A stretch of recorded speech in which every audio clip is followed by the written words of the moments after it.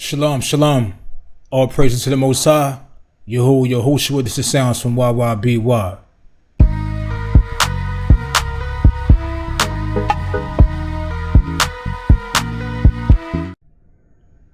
Alright, number one, strip silence. So, let's get an audio file in Reason. Let's find an audio file right quick.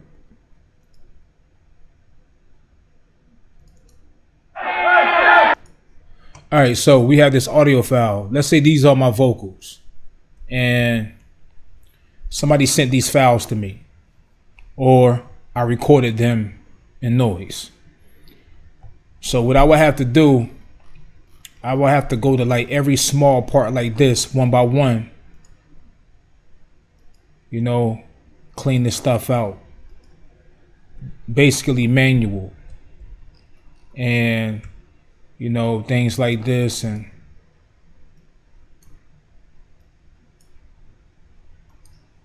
turn the snap off, clean everything off manually like that.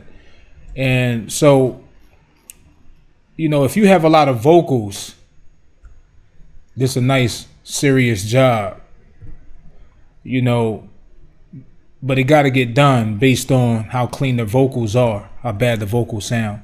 So that means you have to go in each middle part to clean every little empty space out where there's noise at. All right. So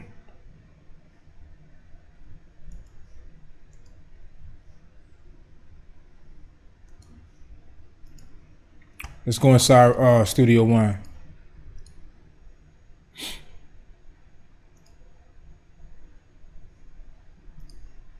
Let's open up one of these songs right quick. What can I open up?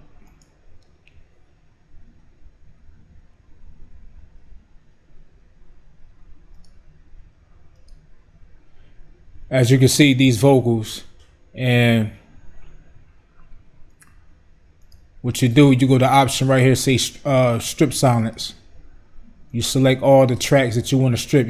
This is important, what you set right here. Manual, noise floor, AB, you know, stuff like that. You got to test it out. Press apply, and what it does, it cleans all the unwanted noise between those sections. That's strip silence. All right. Mastering.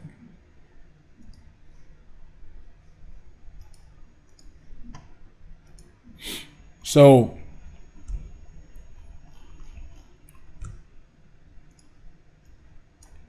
if you want to master a song inside a Reason, you can do that. Because once you have your song foundation, and you can add all your mastering stuff right here, you know your mastering effects, stuff like that, and you can master your song, or you can use third-party stuff to master it and all that. When it comes to mastering albums, like an EP or LP or a couple joints, and you want to master those joints together like an album sound where they fade in, they blend in together, stuff like that, it takes special tools to get that done. And Reason don't offer that. And you would have to like literally like, you know, you would have to basically kind of like, I'm just gonna grab some loops. I don't know what I'm grabbing. You would like literally have to say if these are your songs, like, you know, you gotta put, you know, each one on this track 2, track 3, track 4, track 5, track 6, so on and so forth. And you can make sure all these on the same level, and you know, affect each one of them a different way. But say you got 12 songs, you will literally have to left locator, right locator this song first, file, export.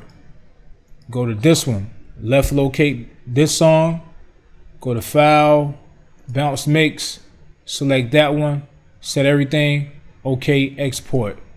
Go to this one, Control L, left locate this one, file, bounce mixer track, click that one, export that one solo. And you have to do all of them like that. But once you drop them in a folder, they won't be in order how you wanted them to be in order. Or like you say you wanted this song, right? You say, you know what? I want this song to be the first song on the album. You can export this song out first, but it doesn't mean it would be in the folder that way. Or it doesn't mean that the only way it would have to be that way if you load it up on a platform of mastering music and you just load each one up one by one. But it's nothing like you can get this one and shift this one up. So I want this one to be first. I want this one to be second. I want this one to be second. Stuff like that. And then you play them and listen to how this one might fade into this one like that. And listen how this one might, when this one might come in. You can't really get that vision unless you kind of do it something like this. You could do it in a way like this, you know, you could do it something like this where each one of them come in a certain way on each track. You can master it this way, and once you get one of you can visualize those, how they play, how they come in like this. You know, you can probably fade this one, stuff like that, and fade this one in, and they kind of like blend them. You know, it's levels, but it's a lot of limitations to it. You know, stuff like that. And then once you're done with everything that you like, you know, after you shift everything around, you be like, you know what? I like this one. This one sound better. Let me turn this monitor button off. Yeah, sorry about that, y'all. Yeah, that's annoying. Sorry about that. Let's go back. Right? So as you can see, if I say, you know what? I want this one to be right here. If I get this and I drag it up right here, then it's kind of like, you see how off it is? You would want this one to shift right here, and then this one shift right here. So you got to go through that whole process of annoyance. Like, so, you know, the more songs you have, the more annoying and difficult that would be. Now, this particular situation is for those who mix and record artists and master artists. If you're just a producer, this don't even matter. Unless, well, yeah, if you're producing if you're doing like a whole mixtape, beat mixtape, and you wanted to create a story or a narrative to it, then you know you're gonna have certain limitations to that.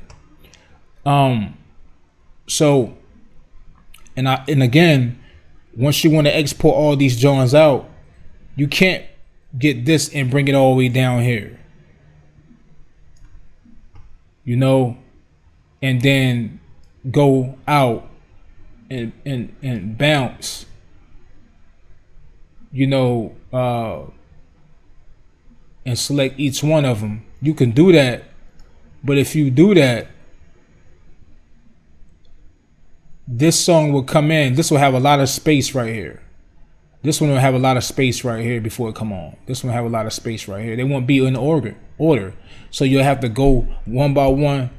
L, left locate, export that out. L, left locate, export that out. L, left locate, export that out. L, left locate, so on and so forth. So you have to do all that type of stuff.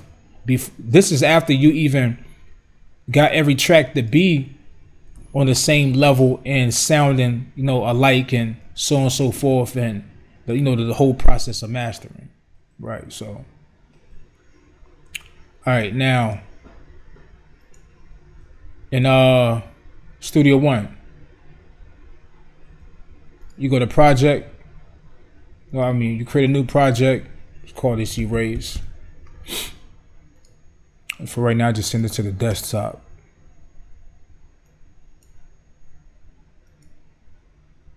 And press OK. Why they got that in the way, right? It's in the way. So this is the mastering side of Studio One. So what I'm gonna do I'm gonna go to this folder and drop some of the artist music that I mixed and mastered already. And I'm gonna drop them in here. And as you see, when I drop 5 of these joints in here, right? I'm gonna go. I'm not gonna go into too much detail like in depth, but this is the ultimate. So I'm gonna give a lot of comparison, much as I can. As you can see, when I drop these in, you can see each one of them already kind of like what I showed you in Reason. And you got each one of them like this. They got you. You can put the album in here. You can put all the information, the ISRC, stuff like that. Name the album, the artist, the number 1, 2, 3, 4. So when they export out, it's track 1, track 2, track 3. So whatever you order, you export these out. That's what order they are when you in the folder and when you load them up. Also, like if I put some information right here or change the mixtape cover or whatever I change, I can right click and say copy metadata to all the tracks. So it'll copy the metadata to each one of these tracks. You feel me? Yes, to each one of these tracks.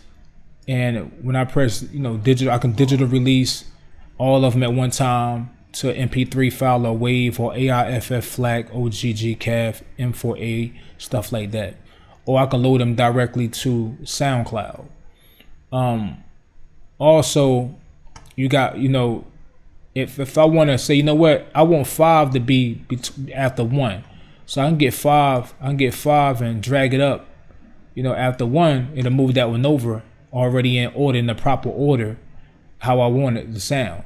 So as again, I can just have this fade in like this, smooth, and this one fade or come in a certain way and stuff like that. And as I move them, everything else moves. So watch when I move this one, watch how these move with it. And I'm gonna actually talk about what they call this as I further go down the options, everything that I'm explaining with the comparison of Reasons and Propeller, of Studio One. And this is not about which one is better. This is about what you need more. You choose, and that's what all you get. And so people can see what one do, what the other one can't do, what's the pros and the cons of each one of them. End of the day, it's all about what you do and what you know. So yeah, when it comes to mastering, you got a loudness meter. So that means that when you click this, I don't know why I did that, but when you click loudness meter, if you select one of these tracks and you press loudness meter, it'll tell you the true peak of that audio file before you master. So if it say 3 dB, then go back, try to bring it like around 6, 7, 8 dB, and then bring it back in. That true peak gonna tell you exactly what it is. It stands by what it is. The true peak gonna tell you the volume of the audio. And as you can see, this audio is already high. Yeah, so that's the mastering of Studio One and Reason. So let's close this.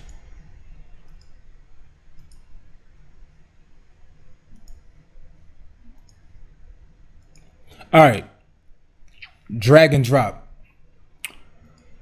The only drag and drop you can do in Reason is get the audio files, drag it, drop it. VSC Instruments, drag it, drop it. Open it up, you can see it, right here. These things look good, man, in Reasons, man. The instruments look wonderful. Drag and drop like this. If you want to put an effect on this audio file, you can't drag and drop no effect on this audio file. You would just have to just drop it at the bottom right here, and then the effect would be inside the vocal audio file, and then you just have to automate the stuff and stuff like that.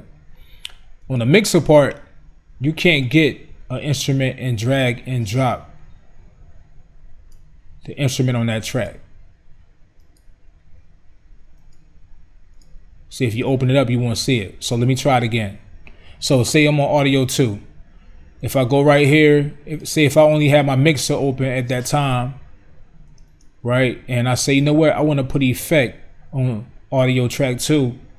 If I go to effects and I drag and drop, there's no option. I can't drag and drop it on there. What I would have to do, I would just have to go right here, edit insert, and then drop it right here. Or I have to go to the track if I went on audio too, as you can see, you know, and drag and drop it right here, and then it be in the track. So, but when it, like I said, when it comes to the mixer, you can't drag and drop anything. You can't drag and drop anything in the FX returns. You can't do none of that. But like I say, you still can drop it on the audio track, so forth, and under the audio track or on the rack part. Now let's go inside Studio One. All right, let's open up a file.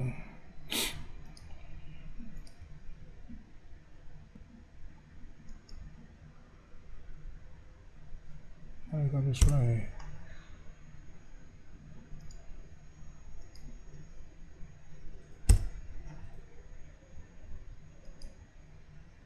All right, press OK. Open that up. I should care to keep opening this up. I'm not gonna do that. All right, so effects. I can drag and drop like that. I can drag and drop right on the track. You know, like that. Open up the mixer.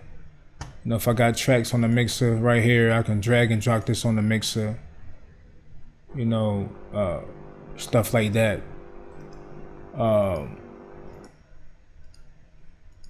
Also, like if I have my mixer high like this, and let's say I can grab these, I can grab, you know, say if I put,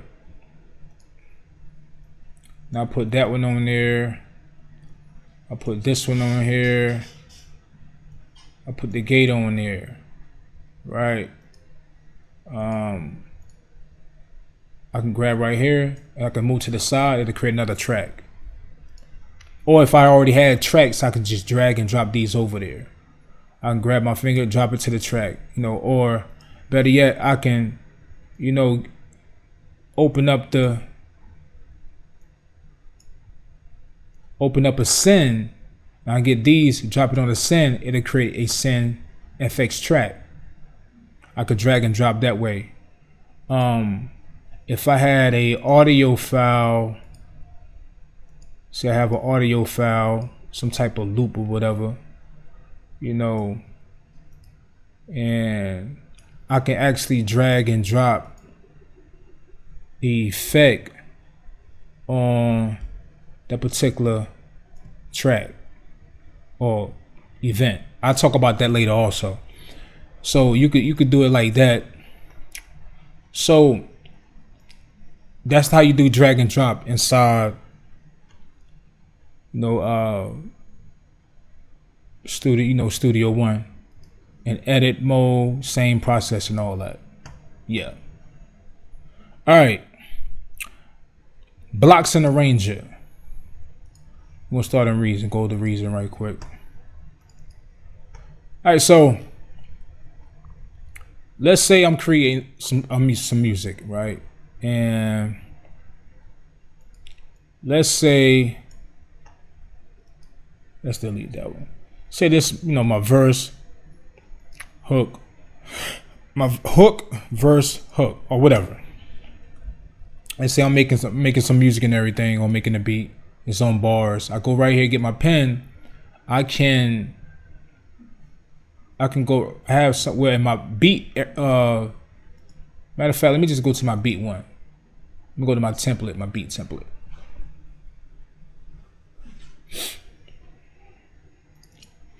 And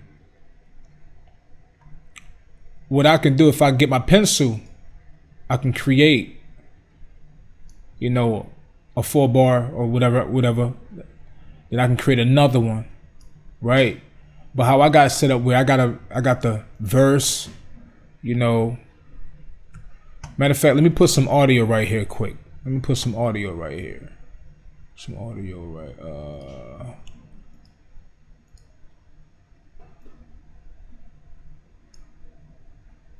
That's MIDI. Well, actually, matter of fact, I should have put that. No, I ain't gonna do it.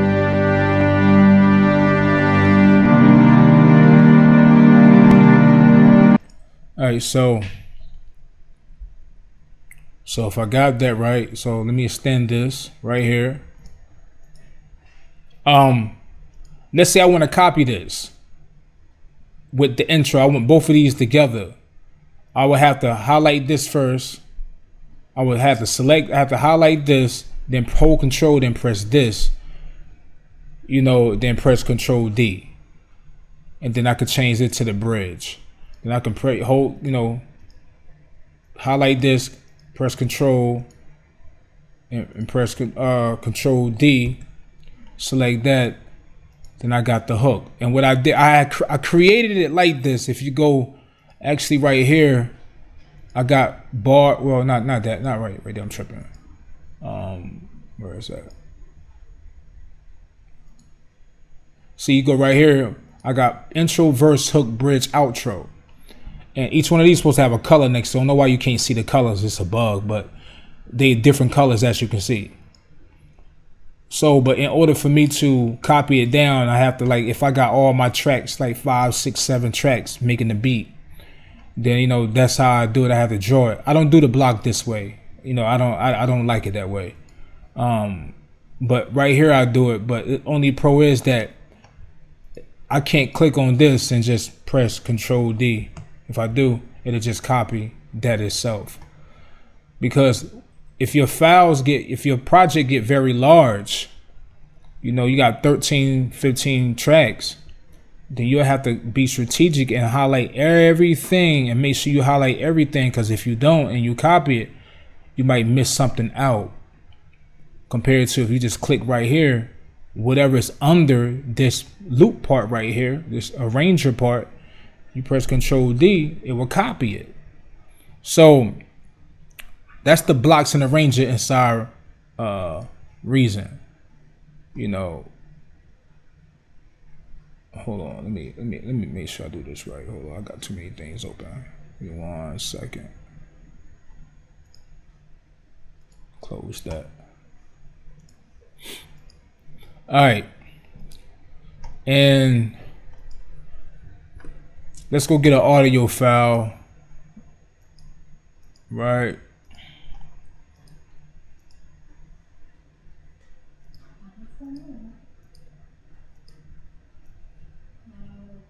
And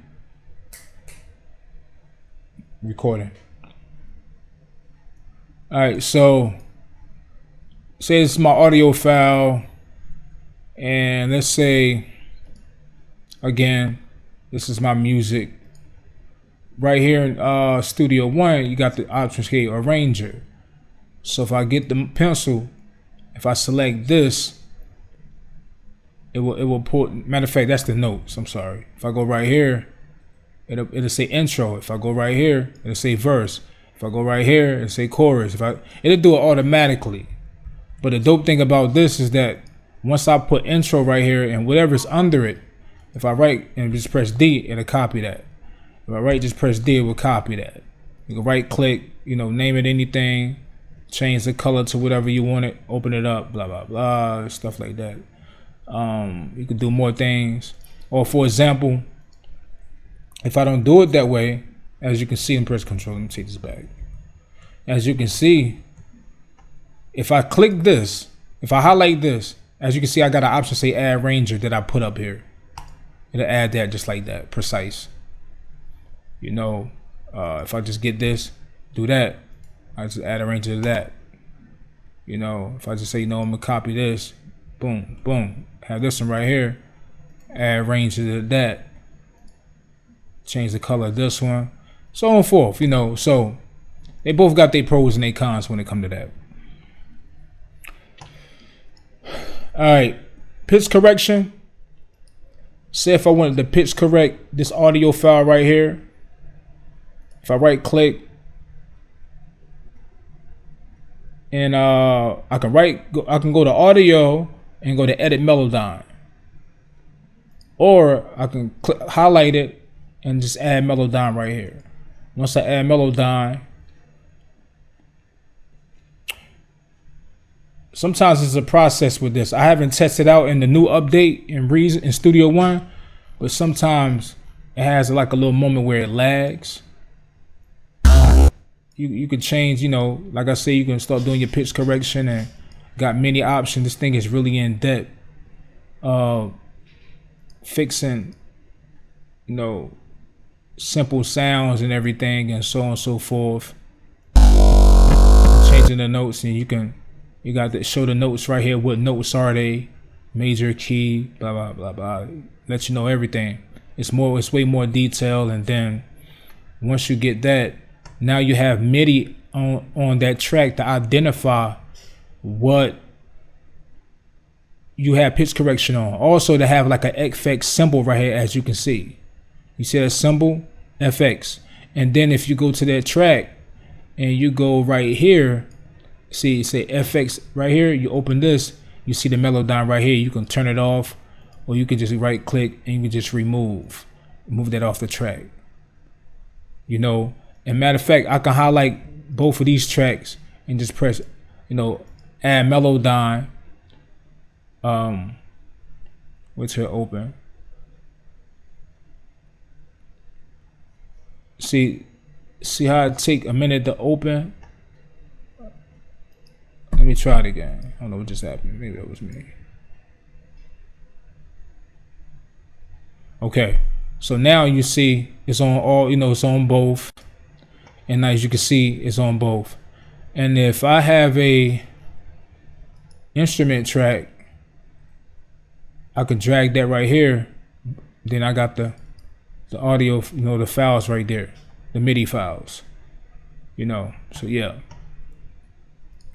So that's the difference. Matter of fact, that's the pitch correction inside Studio One. Reason, you click, you got the options edit mode. Make sure this is selected. Click this. You got slice edit, pitch edit, comp edit. Click on pitch edit, and you will see the audio files right here. Reason John is simple, but it's still nice. I like the simplicity of this. And the thing about the one in Reason is that you don't deal with that lag and stuff on your audio files. You know, sometimes like what you deal with, you know, inside Studio One, even though Studio One is more in depth, but sometimes everybody don't need depth. They just need simple pitch correction. You know, and yeah, so this is the pitch correction on here. You press correct the audio files, you close it. But unless this tells you what's on it, matter of fact, let me click this. Hold on, let me try pitch correction on this. Hold up. All right, let me close it.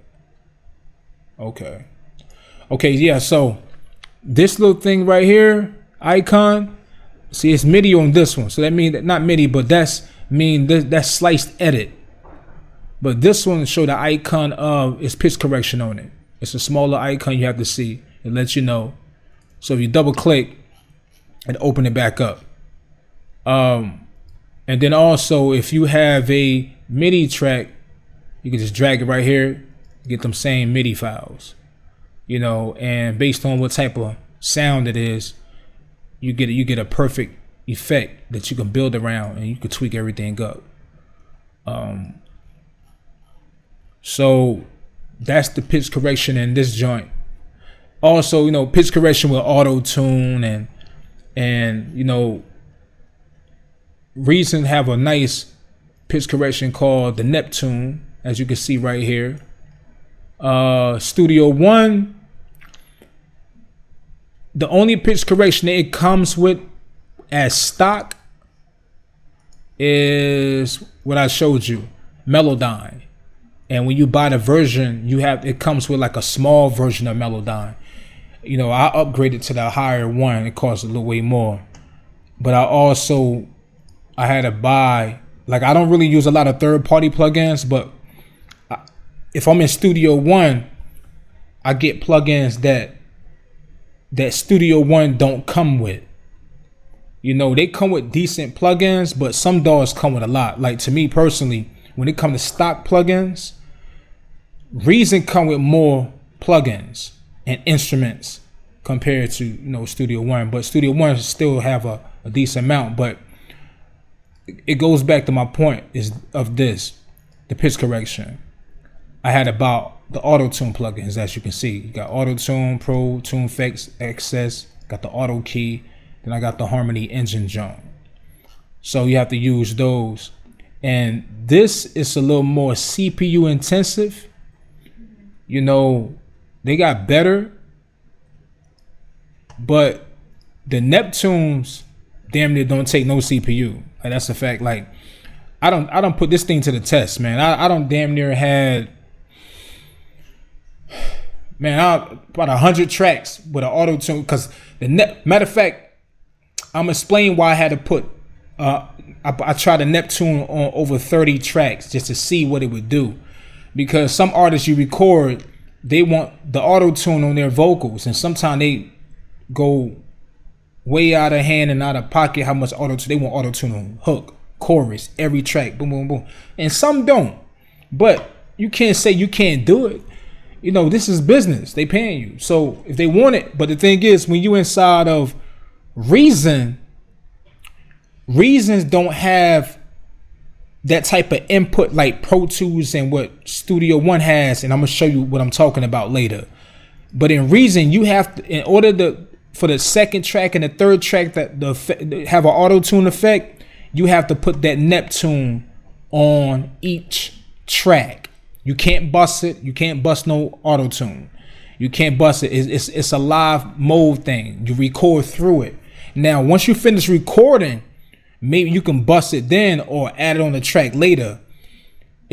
But some artists, like the artists who know what they doing and smart, they understand that the best way to record with the Neptune or the auto tune is record through it live. You get the best takes. You get the best of, from it and everything. So with the pitch correction, that's the process of the pitch correction. Did I miss anything out? And let me know, fellas, when y'all watching my videos, if you see something or you want me to compare something from Reasons or Studio One, let me know if I miss anything, because it's a lot, man. I got a lot of stuff I gotta go. This is gonna be a long video, but anyway, I'm gonna try to speed it up. So yeah, that's the pitch correction. You got the snap, fine, reset, correction, blah blah blah. So you can get your pitch correction on in here. Yeah, you sure can, and it identifies what it's on it, just like Studio One. All right. Detect chords. So let's go back to Studio One. So let's take this off. Matter of fact, let me remove these tracks out the way so I don't confuse nobody. Focus on this one track. All right. So let's say I bring an audio track in and a loop or some vocals, and they say, hey, can you build a song around my vocals? If you're not nice on the keys, or you okay, you can detect chords of this. So you say, you know what, I want to know what these notes are of this loop. You right click, you can go not detect transients. Hold on. Yeah, that's detect my transient, of course. You go right click, you go to audio, you press detect chords. And what it does, it lets you know the chords of this loop. Right? Now, let's go back. Or you can get it, drag it right here. Now you got the chords of that loop up here. It just told you the chords of this song. Then also you can double click and change the chord of that part of the sample. You can change it. You got an option where you can hear it as you select each one of these notes. You got the root key, and normally my root key, I always change it to yellow, so I know that's the main key of the record. So when I do bring another sample in, or now I know how to build my song, I know that eventually it got to fall back to this main root key. I know every note, every key has certain keys that play with it, because it's only 7. Technically, it's only 7 notes. They say 12. That's when you start going sharp and all that, but it's only 7 notes. So every song you hear in the world is based off of 7 notes. It's just all about how they play it and what they play with, whatever. So It's levels to it. So this is the tech cores inside Studio One. This is dope because if you bring a sample in to play with this sample, you can actually get that other sample and play the notes of this sample by just dropping another sample in. I actually got a video that go depth in that, so I'm not gonna do too much in here. But if I drop this sample in, no, that's not it. If I drop, let me go to a loop.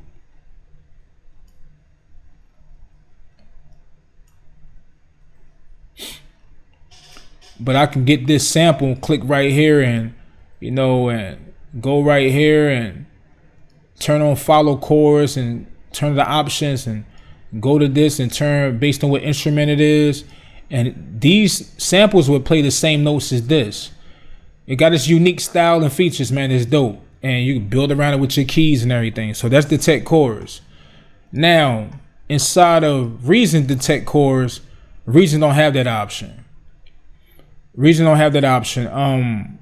Now you can find out the notes of the sample, like certain instruments provided on here, or like I said, I can double click this, and normally I click the first note and I say, okay, that's a E1, that's an E major. Normally, well, in Reasons I learned that normally if it got like the pound sound, I think it's a pound symbol, and it's a sharp. But sometimes you have to play with it to find out, man, because it, but normally that first note is what I build the song around. I say, okay, where's the E1? Let me try it. And then I go drop my instrument in, my VSC instrument in, and I start playing around that note. When I hear it, I can tell if it's wrong or right. Check 1, check 2. Check 1, check 2. Hold on. 1 2 1 2 1 2 1 2.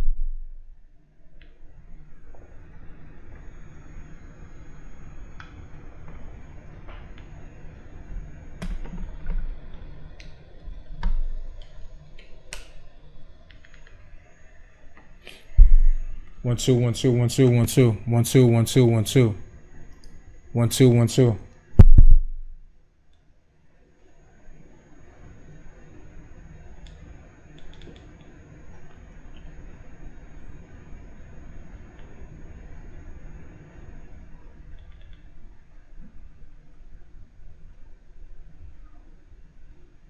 One two one two one two one two one two. Can I hear myself? Can y'all hear me? I can't hear myself. 1 2 1 2.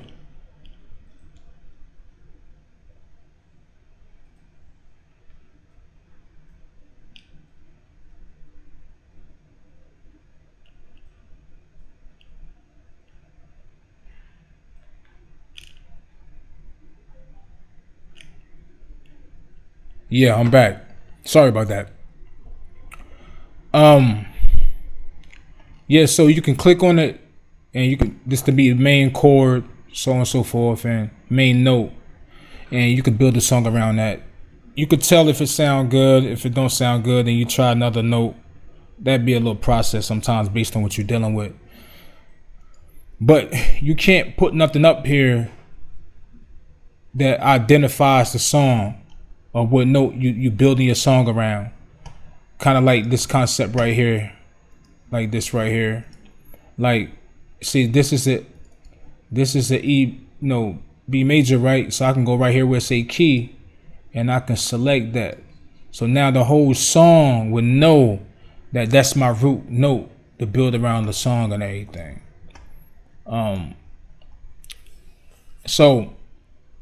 But I be trying different things. I was trying to see something like I can use the blocks in a way well, nah, that don't matter. I'm about to go somewhere I don't need to go. Never mind. All right, grouping. Let's go to Studio One. Grouping.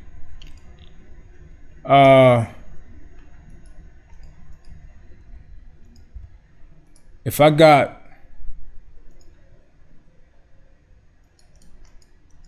I'm gonna put 10 tracks.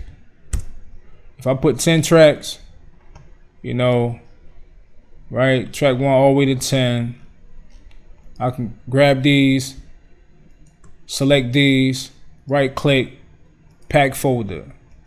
Let's move this out the way. I can pack folder, and I open it up, they all pop out. On the mixer, you will see all those out on the mixer. Hold on, my bad. Let me take that off.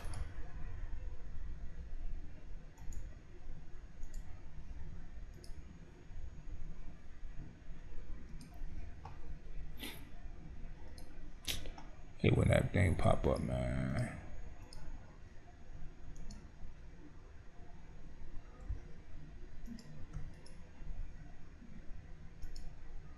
Like, remove everything, bruh. Man, I don't want these on here either. Shit.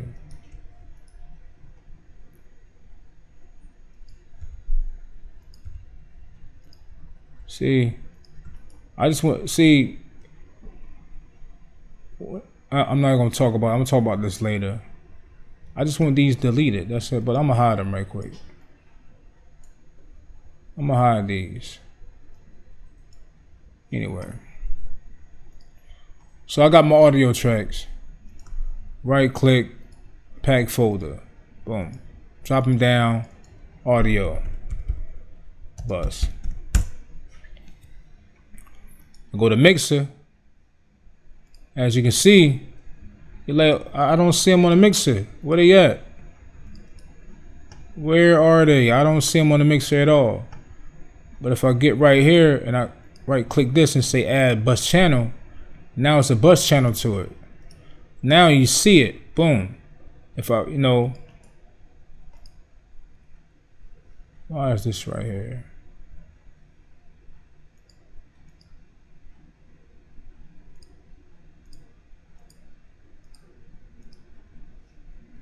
Move this out the way. So now I say audio bus. If I press this folder, open up all the tracks. You can also do this with instruments. You know, let's delete all these. If I go get,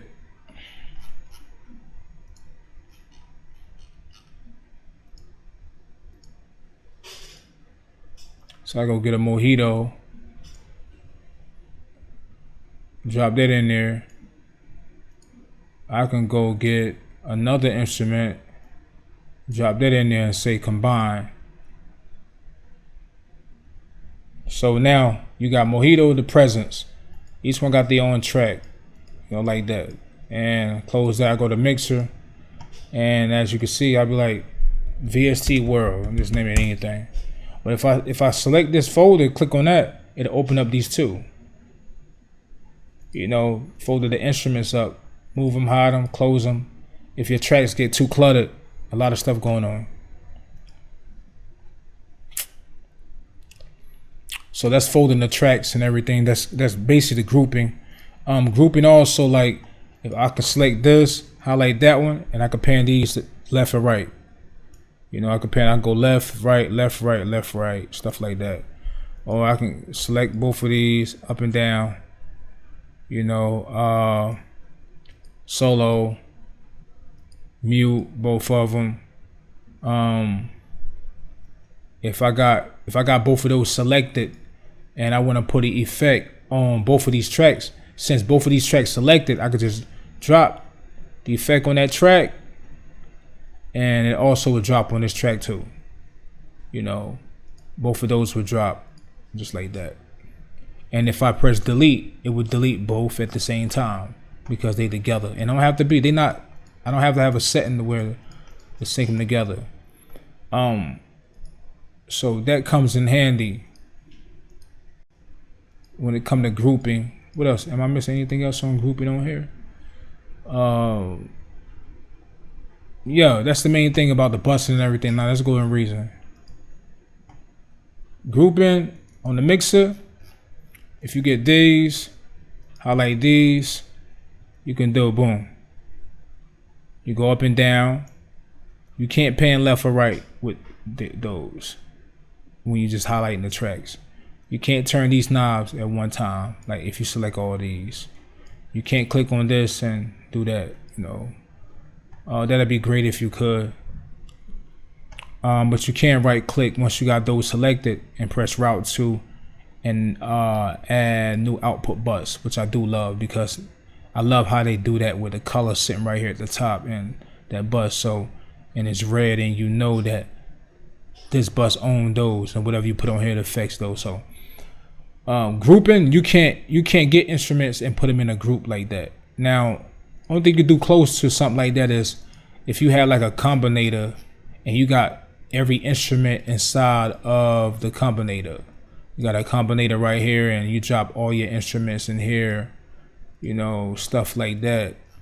You know, you drop one in there, you know, you get that instrument, you know, you get another instrument, you drop that one in here. It'll have it's on its own mixer right here, each instrument. But in the main mixer, you won't see it just being one combinator and one combi like that. Now it's levels to it. It's creative ways you can add. You can put a mixer inside of Reason, inside this combinator, another mixer, or you can have these personally. If I'm correct, you can have each one of them running to their own audio track. You know, hold on, is it right? I think you have the left and the right of the instrument sort of running right here to audio track. I think so. I could be wrong. I gotta test that out. But anything that's in the combi, you know, they'll be in the combi and on the mixer, it'll be right here. So what you have to do, you have to create a mixer. Don't get me wrong, you still can get the job done, just a different little process, that's all. You got the mixer right, the mixer 14.2. You put that joint right here connected with that and then run all these to each one of these mixers and you can level pan and you know you can add 1, 2, 3, 4 sends and stuff like that. So that's another old creative way. So that's the difference with the grouping and all that. All right. Recording input. The difference with the input in Studio One is that, which is right here, is that whatever you add right here, it affects that track. Meaning it would embed that effect on that track. That means you can't take it off. So this is good for when you're using the auto tune or a little bit of light compression. It saves you CPU power on the end. So that means if I got one auto tune right here, I don't have to put 20 auto tunes or 10 auto tunes on 10 tracks. I could just put the auto tune right here, drag that joint, drop it right here. You know, record the vocals through, set it up good, record the vocals through, and the auto tune will be automatically embedded on those vocals and save me CPU power. That's good about the input. That's how all DAWs should have the input. In Reason input, it's not like that. That means that every track right here, I have to put that Neptune on each one of those tracks based on how they wanted to record. I have to put it on there. The Combinator and multi-instruments. I did a video about this. I want y'all to go check that out. Go check that video out on my page where I talk about the Combinator of Reasons Combinator versus Studio One Combinator, which is called a multi-instrument, and you can get more depth into it on that part. But they both do that, so I'll let y'all watch that video about that specific part. All right, automation. Oh, it's simple inside this dog. You click a track, you press that, whatever you turn, it's automation. You know, you right click, you go to mixer, you right click this, press automation. It will put like a green square around it. As soon as you have that green square around it, you press record. You can turn the information. It put the automation on there. You know, it will add an automation and everything on there.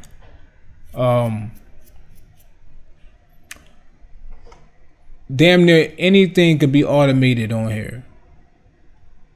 It makes the tracks, of course, these knobs, the pan. I like the pan could be automated. In Studio One, you can automate the pan, but you can't. I don't think you can right click and link the pan to one of your I'll take that back. Yes, you can. I gotta check. I don't think you can press edit mode override mapping and link that to one of your knobs on your keyboard. I don't think you can do that inside Reason. I think I tried it. I don't think it worked. I can't try it right now because of how I got everything connected and all that. You can automate. But can you automate this? Nah, you shouldn't have to automate this. Don't serve on purpose. Automation is pretty good far as when you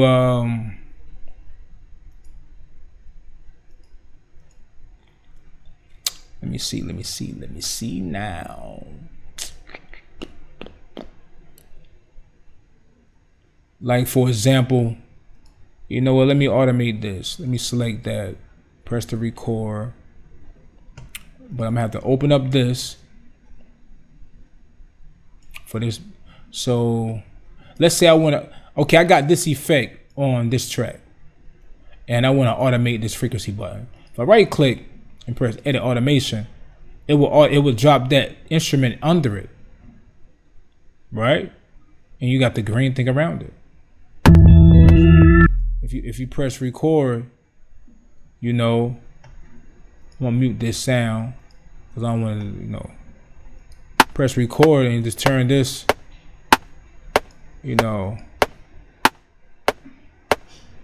and turn that knob. If I turn this knob right here, it'll play that too. So long as the button recorded, whatever knob I start returning, it's gonna record everything right here, as you can see. All these. So you double click, you see all the information. It'll let you know the frequency bandwidth of this. It'll show you that the icon. The dope thing about this automation, it'll show you the icon of what's being automated, or where the automation is coming from. It show you the instrument on the side right here. So if this get too cluttered, if you do this a lot, you'll start seeing a lot. You'll see like an effect under every sample that you doing automation on. So you have to get this arrow, close it, and it'll be small like this. It's kind of cool, but you know, once you start adding more, for example, like, let me show you. Let's drop another effect in there, and let's say I want to automate this button. See, there you go. Now you got that effect under here. I'm gonna get that one, close it, minimize it. So all these will sit under this sample like this. It got its pros and its cons. Like when you start doing heavy projects, you got to be careful because you might erase the wrong thing. But I do like the icons under it. It's easy to identify what's what. That's dope, you know. Automation in Studio One, you know, if I got an instrument, right, whatever I click, select, touch, blah blah blah, you see it changes right here. Whatever I click, touch, any instrument, you know, button, you see it right there. So if I touch that, I can either press A or, you know, click drag. I can drag it, drop it under there. That's the automation right here. So the automation line. So once I press record, now when I press record, I got the option of, let me get it right. Press record, and I could, no, take that back. For me to record this information, I have to make sure that this auto thing right here It's on read, touch, latch, or write. If I just do touch and I just press play, it'll record everything again. If I turn this one, it'll record that and then start dropping it. If I turn that one, it'll start turning that one in. If I turn this knob, blah, blah, blah. And the dope thing about it, all of them are different colors. Yes, they all different colors. I noticed that they put these in the same spot. Hold on, let me see. Oh, that's something new they added. I didn't peep that. So now when you go to read, play it back now to read everything. You have to change it back to read, because if you keep it on touch or write, it can override it, stuff like that. Now how you bring these back? I don't know, it's a button, I forgot which one. I'll find out later. Assign, automation, remove, channel macro, connect, punch. And then also I can press assign controller 1 to one of my knobs and stuff like that. Same way you can do inside of Reason. Let's go back to Reasons right quick. Like if I want to automate, this right here, I can right click and press edit remote override mapping, and I can just turn my knob, and then that's definitely gonna pick that up. You can kind of like automate a little bit more inside. I say in Reason, like for example, like let me make sure. Like right click, I can automate that. Oh, now they got that on there too. Okay, where? I wish these was knobs. Like these buttons right here, I wish these was knobs, man. Like I don't like these little line things like that, man. That's just annoying to me. I wish it was a knob like this. That's what I love Reason's console. This console make it look so authentic and so real. And don't get it twisted. Reason's console actually has, can do more extra stuff, man, as far as simplicity. Routing, drag and drop and busting and all that type of stuff. But when you look at the console, sometimes it has no life. It's just like blatantly, like, what I'm saying? Like, but the simple thing about it is simplicity, because like I say, if you go right here and you grab effects and you drop a boom, you got everything right there. You got the whole splitter. You open everything up. You see all your information that's on the left speaker, on the right speaker. That's actually something that I created called the 2-band pan delay. But you can drag it to another track like I was showing you earlier, stuff like that. So the simplicity is there. But far as the console, like the pan button, stuff like that, like it's just cool. It's simplicity, but it don't give you that real analog feel, like, or like that life, like how this look. Like you look at this and like da-da, like it's like right in your face. The colors, the buttons come on, it feel like you really in front of a mixer in the studio. You might have a big screen and just one part of one screen be this mixer itself. You feel me? But not to get off the subject, but the automation, I like these knobs when you turn left and right, because if you have I'll talk about that. It's coming up soon. I'm not gonna talk about that right now. But the automation, like I say, no, can you automate these? You can automate that. Automation, these knobs, you can add something to it. Like the automation, both are tough. It just Reason's automation a little simple, because you don't have to do write, read, and stuff like that. You can just, once you select automation and you press record, it's going to automate that, whatever you're trying to automate. And once you stop, you just press playback. But when you're in Studio One, once you do the automation, you got to select, when it's off, you got to select read, touch, latch, write, that. And then once you get done, you got to press read. Or it won't read it. It can overwrite it or something like that, if I'm correct. The dope thing about the automation on here is they different colors. Hold up. They come in different colors. And I'll also click right here and change the color, whatever it is, based on, so stuff won't be confusing. So this is dope. This comes in handy, and it's levels of how you can move the automation around.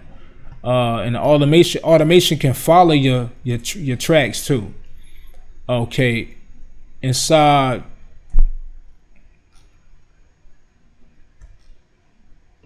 In here, I got these on this track, right? So if I just get this and copy it, it won't follow that. Oh no, I'm sorry. Say if this is under that, I got that one under this. If I get this and just, it won't copy it. I have to highlight all this, copy it, which is cool. You double click to go in more depth of the automation curves and everything, such and so forth, you know, stuff like that. And then if you right click, you can, no, it's not in here. And then edit inline, edit mode, you can come out, you can change it. It's like an extra little levels you can do right here as far as the automation and stuff. Can you hide these? Right click. You can't hide these. You can only just minimize them to this small like this. That's it. But inside Studio One, like if this stuff get too cluttered, you know, I'll be like, I don't want to see it. You know, I could just, no, right now, let me show you what I'm talking about. If I click right here, now you can see each automation, each one. See right here, so you don't see it now because if I had an audio track right here, you'll see all those automations sitting on there. But when I click now, it'll show each one of them up. So I could just click right here and hide it. I got the choice to have it. You can see it on the track, or I can have it where you can hide it like this. And each one got their own colors. You can, so it help identify what's what, and so on forth. Same thing with this one. You see it right here. So effects event.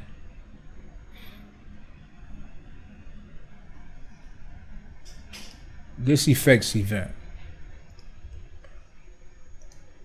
All right, matter of fact, prime example. I already got it kind of right here. Let's say this particular piece right here, I want to have a certain effect on here. I would have to drop it like how I did this, and I would have to automate it when it gets to that part. So therefore, that means I have to get this, and I have to press record, and I have to turn this off the bypass, make sure that I got this right click, so it can create a bypass, you know, information. And then once it gets to that, once it gets to that part, and then I gotta turn it on, you know, so it can start auto, so it can come on right here. And then, matter of fact, let me show you. If I turn this down, now you can see it recording in. So I'd be like, I want it to start right here. As soon as that effect come on, that's why I want the effect to start. So you notice that this will be off. But when I get right here, this will come on. So that's the number one key thing first, because you don't want this to be played through the whole jump. That's the thing about it. And then once you do that, then you start turning one of the knobs, or you know, you press record and you turn one of the knobs and whatever you want to tweak and all that. And the good thing about it, this is real time, so you be like, you know what? Let me turn this down a little bit, whatever I just had right here. If that's the volume, let me just turn the volume down right now some. So when you play it back, it'll play that volume. See? So, you know, if I go right here, if we say spread, let me turn more spread up, you know, and then play it back. Nah, I'm wrong. It ain't doing it like that. That's if I'm not automating. I'm sorry. If I got a knob with that I'm not automating, but I want to play it back, I can just go ahead and turn it spread up some more like that, you know, as I go, stuff like that. So anything that you want to add effect to on a particular audio file, that's what you would have to do. You have to drop it and do it this way and make it come, that effect come in at that time. Inside Studio One, let's get an audio sample, loop sample.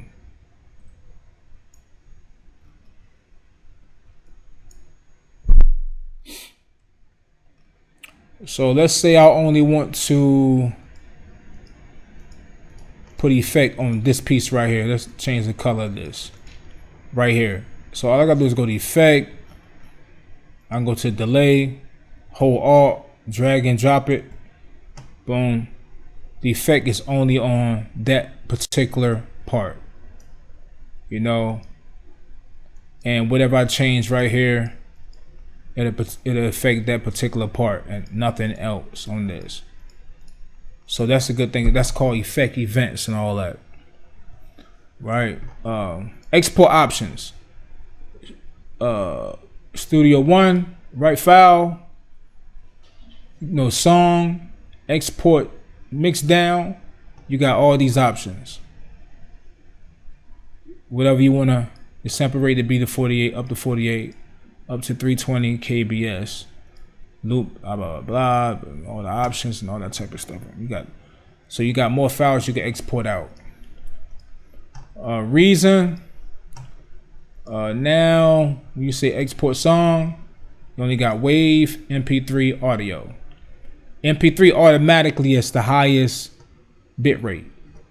Automatically, you click wave and you press save. Now you can select only 24 and go up to 192. If you go to file, export, bounce mixer, the stem, that's different. Kind of like some of the same options and everything. You can only export out audio, IFF, and wave when you bounce in the tracks. You can only do wave. Because normally when you bounce and stuff, you want to give it to them wave anyway. So it should be no other reason why you should bounce it out anything else. Because normally when people bounce audio files out or the stems, it's because they have to send it to somebody else. They have to send it to somebody else. So that's why when you go in Studio One, called export stems. Go to export stems, wave, and they give you more other options, just in case you do need them. Simplicity, more options is dope. All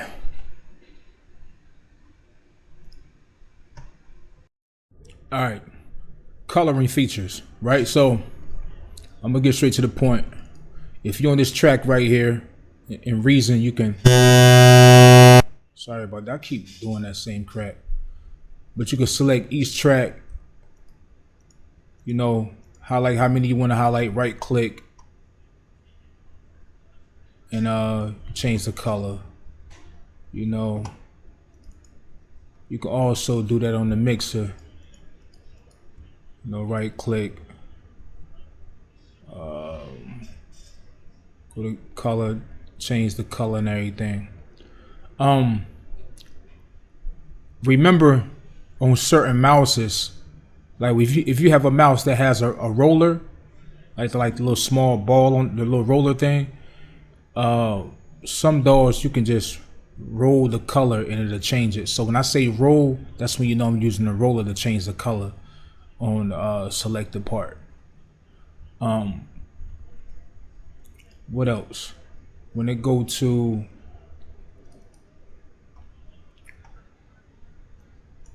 when it comes to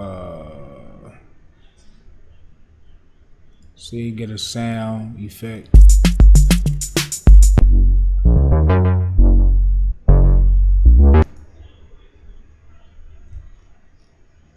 Let's say if there's multiple colors, to say these on the same track, you can right click and go to clip color. You can change, right click, stuff like that. You change the colors that way. Double click. Yeah.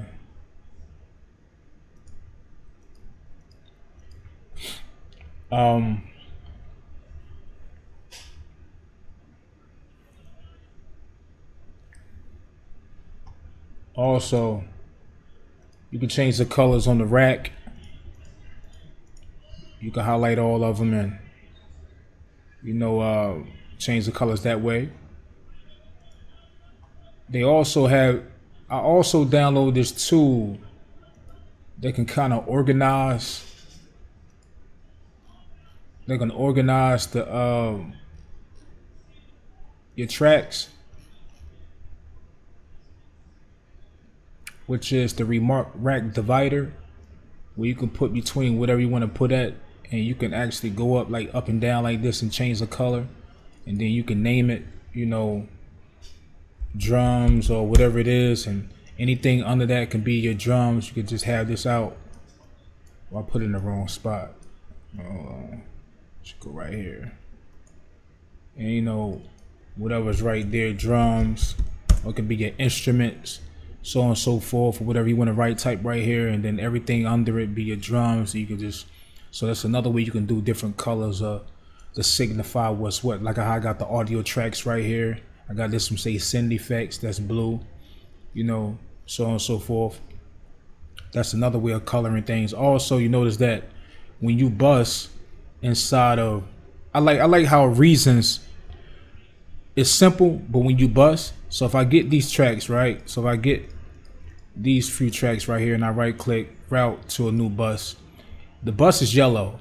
I like how the bus is completely yellow, sit right there.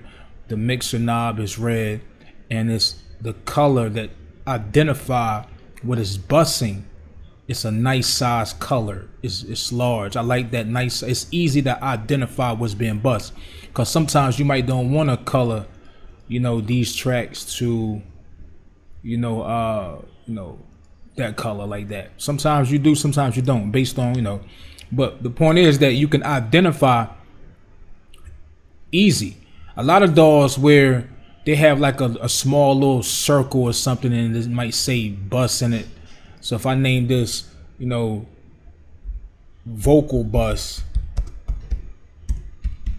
boom, and then on top of that, the size of it fits the words in there nice, where you can see the words. Where a lot of some DAWs, where you, once you type the name in, they kind of squeeze the name up and all that, and it's like you really can't see what it's called.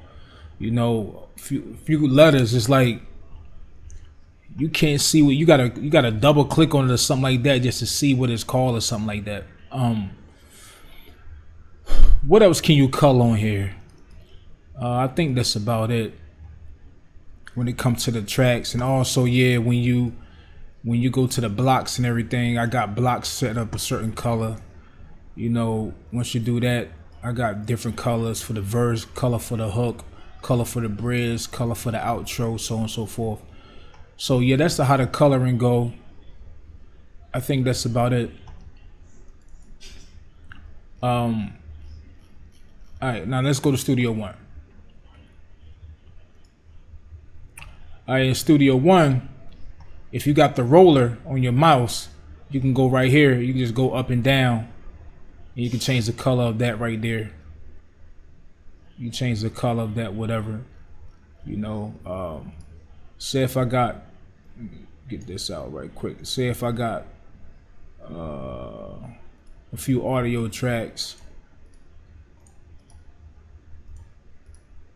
See, I got these, and I right click on all, you know, I click right here, shift, select that. If I do the roller, it'll change all their colors. You know, just like that. Just like how Reason is, but I can do the roller on here. I can do the, you can't use the roller in the roller that's on the mouse in Reason. You can't do that. So if I get the pack folder, if I pack these, I group them. As you can see now, it changed the color to red or whatever it is, and the color right here. But if I get right here and just add bus, you know, and if I just roll, it'll change all those to that color, as you can see. Close it. You know, if I go to the mixer, and if I select right here, open the folders up, you can see the colors right there. Also, you got settings in here where you can actually have the tracks the same color. Like you go right here and you say colorize channel strips. You can have the colors that you know, the tracks that color. You know, you can do it that way. You can also have them the same way right here, as you can see. You also can turn that off. Where is that? Colorize the tracks. You can just have it like this. You know, so the groups. And also, let's go get audio, drop an audio file in. You know, you can right click. You see the color right here. You can do the roller on the mouse and change that color. Do it real quick. You can right click, change the color of that one. Right click, change the color of that one on the mouse. Or you can just get them all, shift, right click, change them all at the same time with the roller, just like that. You know, also, if I have an instrument, you click right here. Yeah, can you please stop making that squeaking noise in that chair? Yeah, also you can drop. Sorry about that, y'all. That's my kids. So if I drop right in here and I combine these two instruments together, as you can see, these are color automatically. I can go right here, change the color whatever I want it to be. If I drop another instrument in there, it'll automatically color that one. It'd be dope if they name these automatically, or like the preset that I dropped in. So whatever the preset is, you drop that in, then name the preset. You know, but you still can rename it right here, you know. So you got the colors right here. As you can see, the colors right here. That's color coordinated to kind of identify what's what. You can see the color down here at the bottom, so you can identify easily, so on and so forth. I think that's it about the color, man. Hold up. Oh yeah, you can change the color right here. Also, when you're dealing with MIDI,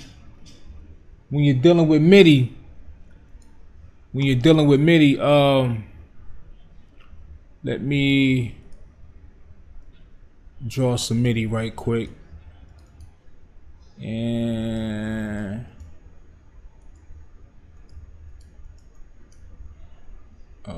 come on, MIDI notes. What's the problem? What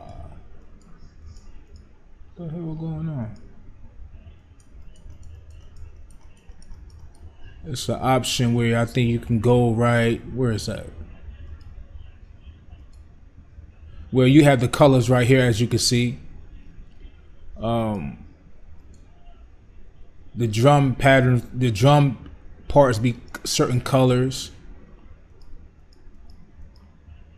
The easy to identify those. You can also stretch them to make them bigger so you can see them, so you can see the colors even better. But it was another option I was looking for. Hold on, where is that? It's right here. Nah. Maybe somebody knows. Somebody can tell me. I was just having it. Hold on, I'm about to find it. This is a freestyle video. This ain't nothing written. You know, like if people trying to be extra professional, which is cool. But I like to be in tune with my people's like raw, man, sometimes when it comes to certain things. You know, so we can enjoy this vibe and just enjoy the music ideas and everything. It got some say note color. So when you go to, let's go back to those notes.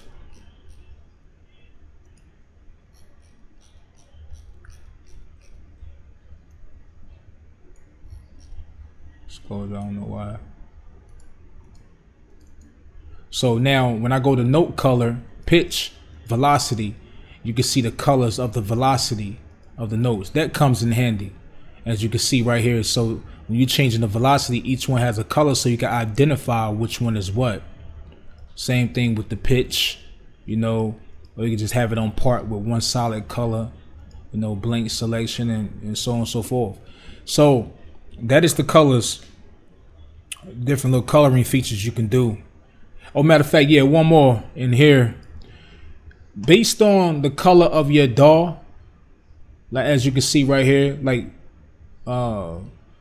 you know, you can go inside Studio One, change the color of it. So whatever color your DAW is, when you drop your plugins in, when you drop your plugins, effects. So for example, if I drop a dynamic right here, the basic plugins of that track would be the color of the plugin. So as you can see, when I turn the when I use the roller to change the color of the plugin change like that. So let you know what plugin is on what, you know, so on and so forth. So even if I go change the whole theme, sometimes the theme of the plugins will be the color of the DAW. Matter of fact, let me try right quick. General appearance. Let's go to low. Let's go to bloom. See, and just pay attention to this. Let's just say plugins, dark, light, colored. See, as you can see, it'll change to it. See, this whole part will change to that color, you know, so on and forth, like that. So yeah, all right. Metadata. I'm gonna start in reasons why I'm already in here. Metadata, most DAWs you gotta use on that. You gotta have a certain software that can do that. Metadata, as you can see right here, I have my own mixtape covered. Well, this is my kind of like my let you know this embedded my beats, and when I send files to people, this is the original main thing that they would see until I mix it and master it for them, and they get their own CD cover or mixtape cover, whatever they decide to use, or they picture. But when I send my beats, this is what they see right there. Also, the information right here, the genre, the YouTube, you know, whatever your website is, you know, all the information is in there. So when you export it out, it automatically embeds. So when they download your MP3, that cover pops up on the MP3.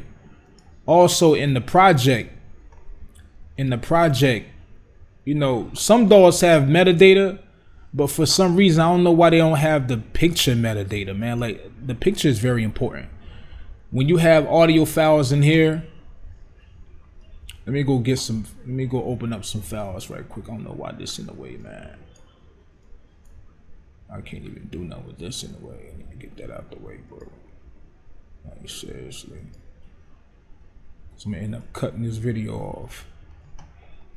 If you go to, say, files, and let's go to just grab a few of these samples, don't matter what they are, drop them joints in there. And as you can see, like I was showing in the mastering side, and you click on this and you can put the information, all the information right here, blah blah blah, the picture covers, and all this stuff would be embedded in each file. So if you do one different right here and then add a different picture in this one, it'd be like that. And you can upload that stuff, so on and so forth, to the website. So that's very handy to, it's kind of like a small bootleg copyright of metadata. Let's go to reasons. It's no metadata in Reason. The only thing Reason has is song information, and this right here, this only for if I give this whole Reason file. Once I save it, I give the whole Reason file to somebody, I send it to somebody, and when they open it up, this pops up, they can see a cover, and then on top of that, the cover can only be so, it can't be good quality, you know, the quality of it have to be downgraded so much. Yeah, so that'd be dope if, you know, Reason and some, you know, metadata for MP3s, man. It's 2021, man. Like, come on now, you know, what you got to lose, man? We need all this. All this matters.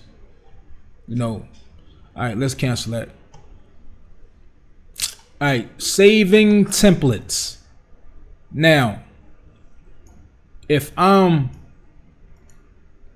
say like for example, I got beat template, master template, mixing template, recording template. What I had to do, I had to open up a regular song like this, an empty file, and whatever I did, how I set up my stuff up, I go to save, and I go to save as, right? I go to save as, and when I save as, I have to go save it inside of the template folder that's already on the computer in my documents, but I still save a backup copy on my external drive, because this location right here only reads the location of the documents. I wish it. Yeah, so when you're saving the templates in Reason, like I was saying, when you save it, they save in this area right here, and it goes to your document folders on your computer. But if you want to save those same templates on your external drive, you basically have to get those and then drop one right here. Like example, like what I got right here, y'all have my presets, and I have saved templates right here. So sometimes if you go in the file, you might forget to go right here. You might go to file, and you might go right here and open up your template. And you're like, well, my template is not the way I want it, or something like that. And then you have to remember that every time you save your template inside a documents folder, you have to make sure you go inside your documents, right? Go inside your document. Say whatever you change in your template, you have to go inside your documents, and once you go inside the documents, you have to change those. No, I'm sorry, you have to make a copy like this. Hold on, go inside Region 12 template songs, make a copy, right click copy, and then go inside your external drive, and you got to save them in there. That's what you have to do every time. So let me say it in a different way. So say if I open up my template and I say, you know what, I want to change this, I want to add something new to my template, and then when I press save as, and it goes to my my template file, I can go to my main drive and save like that, save it, right here, or I can go inside, to the library, to the documents, music, and go to those templates and save it right here. The point is, it give you two options, but sometimes if you're not careful, you be careful which one is your newest template. It should just be have an option where you save it to your drive, and that's it. That's where it's at. It shouldn't be, because sometimes when you go right here and open it up, it'll confuse you. You have to go somewhere else and save it, if that makes sense. But like, if you're in Studio One, right? Let me open up Studio One. Sorry about that.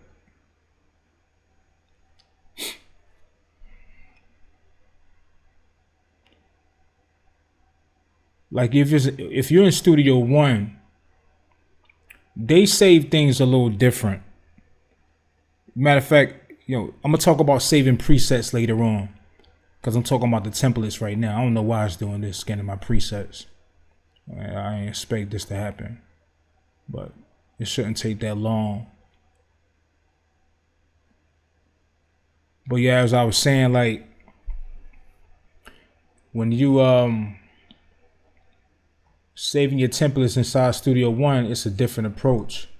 So for example, like right here, as you can see, once you go to new song or whatever, and you got interface, you got the stock stuff that come with it, like different styles of, ballads, rock bands that you can open up and experience yourself.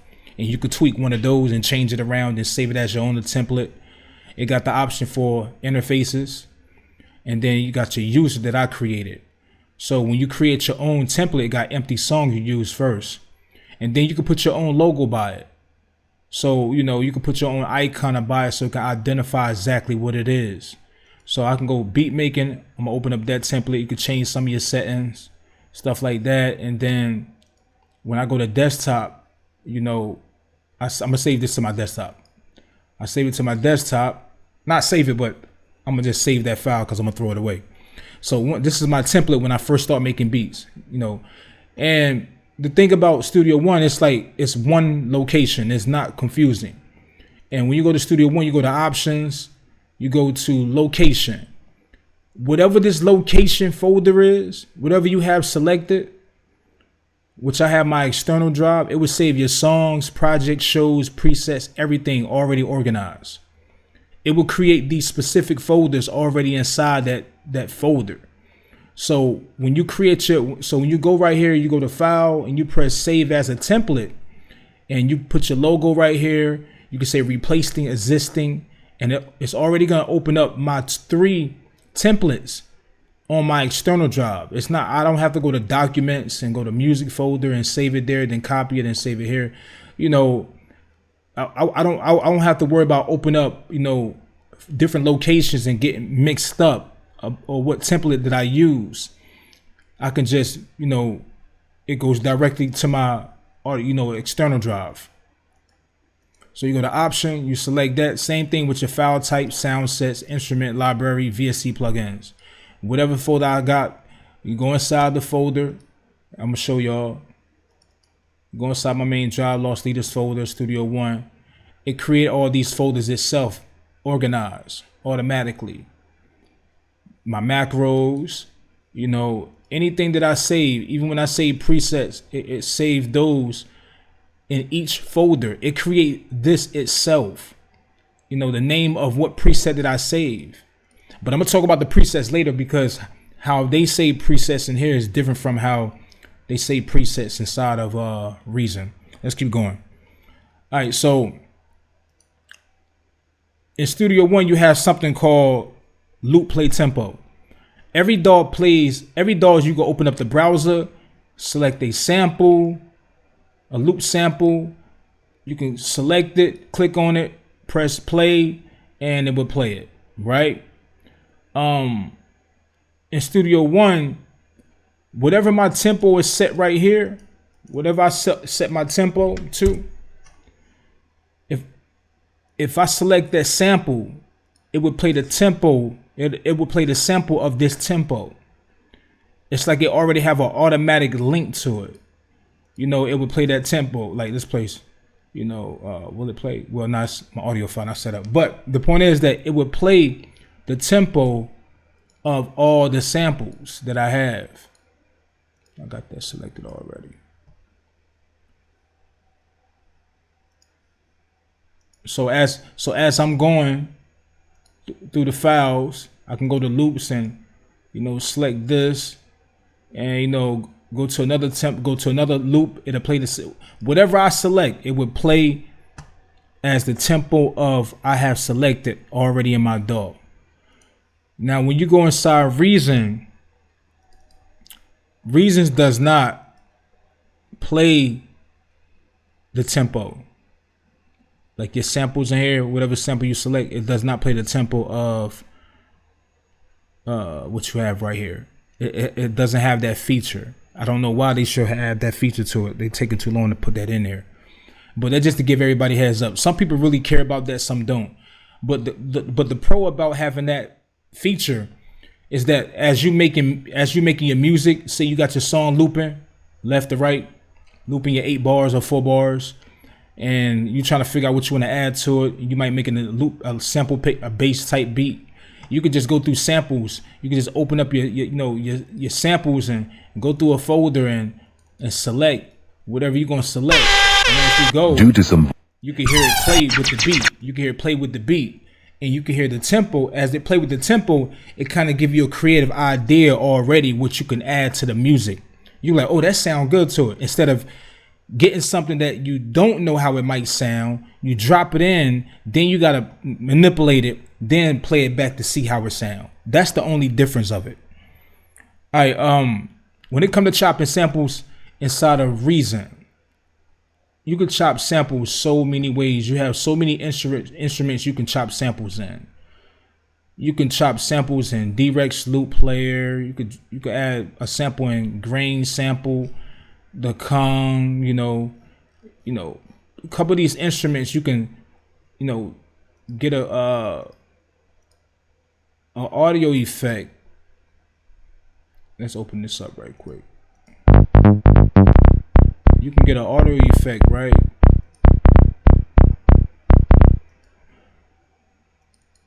Operation cannot complete because of a right problem. Oh, it's not my thing. Oh man. Recording these videos, man, there's always so much stuff, man.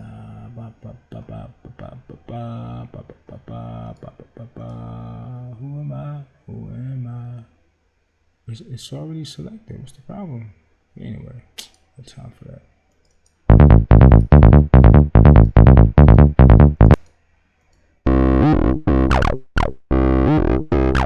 But anyway, normally you have to get a sample, drop it in here, chop it up in pieces, right?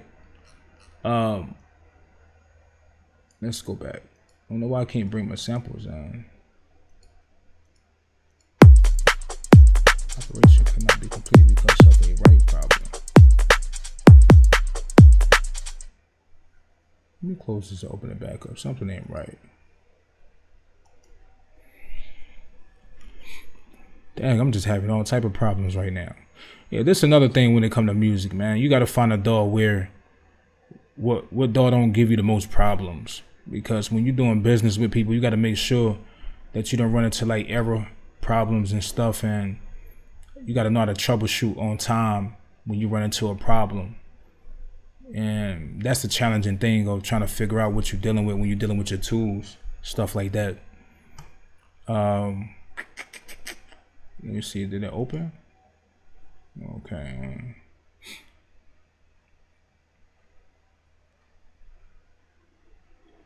Let me see if it'll do it now.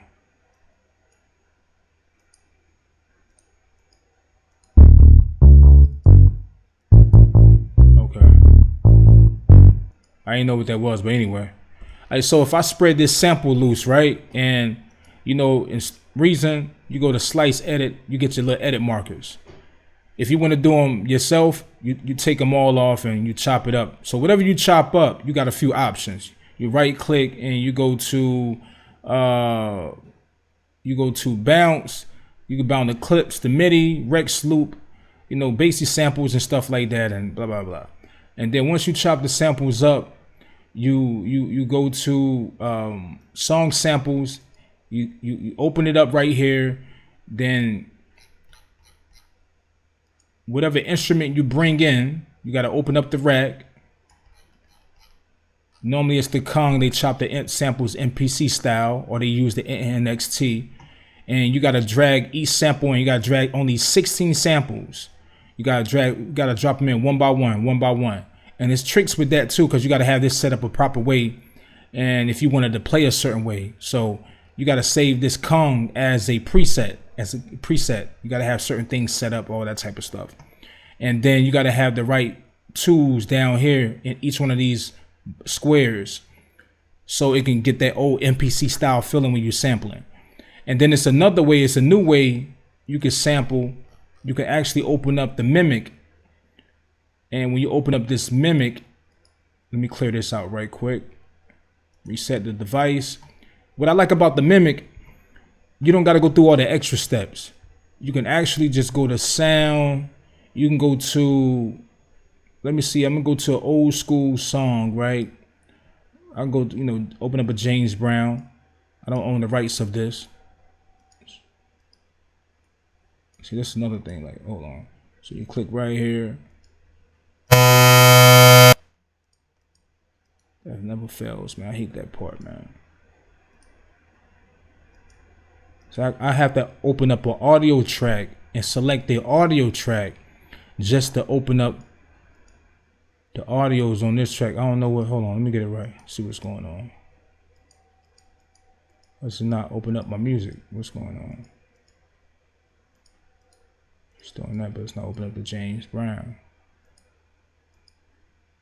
See, that's weird. It do that sometimes. But anyway, but once I do that, I get this. I drop it in here. Get past the people. Get past the hitman. So once you get the audio file, you go right here. You select the set root, and then you turn the sensitivity.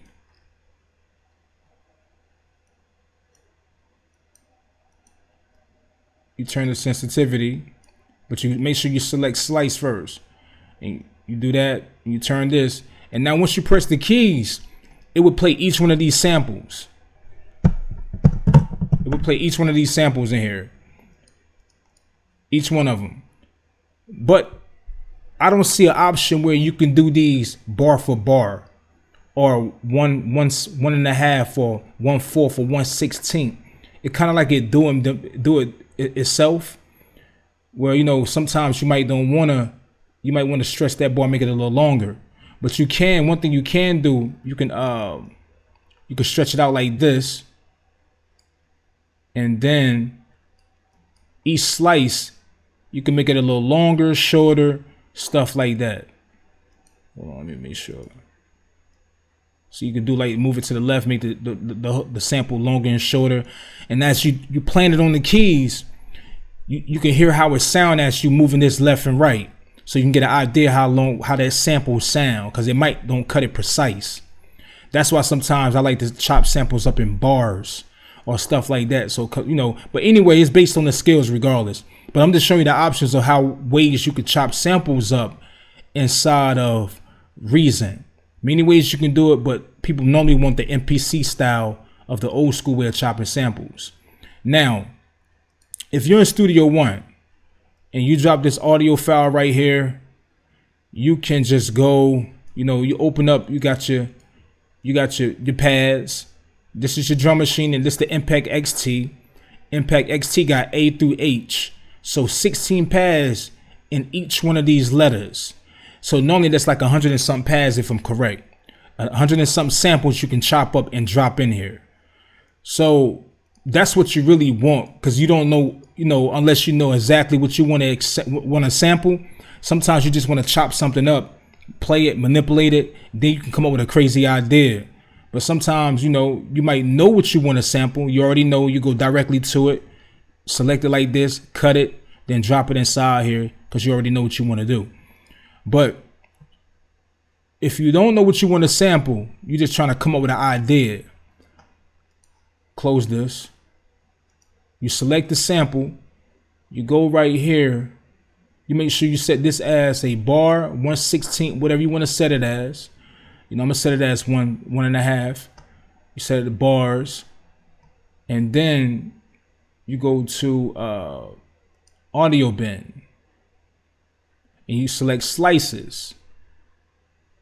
And you click this. No, I select the wrong thing. I'm sorry. Split the grid. Once you select, I'm sorry, forget this. Don't worry about this. That's the old way. But once you select this to 1/2 or whatever you set it to, 1/16, 1/32, you right click and you go to, where is that?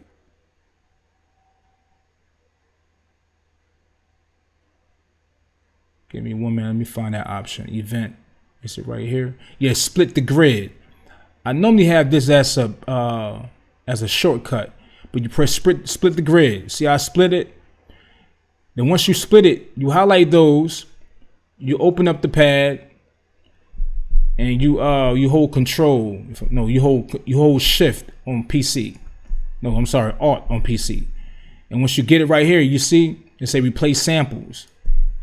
And then it'll drop those samples on one track, or you can get these samples, hold Shift, and it say spread samples across multiple pads. You see how they say that? Take your hand off, hold Shift, and then drop those samples on each pad. So if you cut 122 samples, you grab all those samples, you can just drop them directly to the pads, and it'll add them itself to A through B, C, D, E, and F, all the way through H, based on how many you got.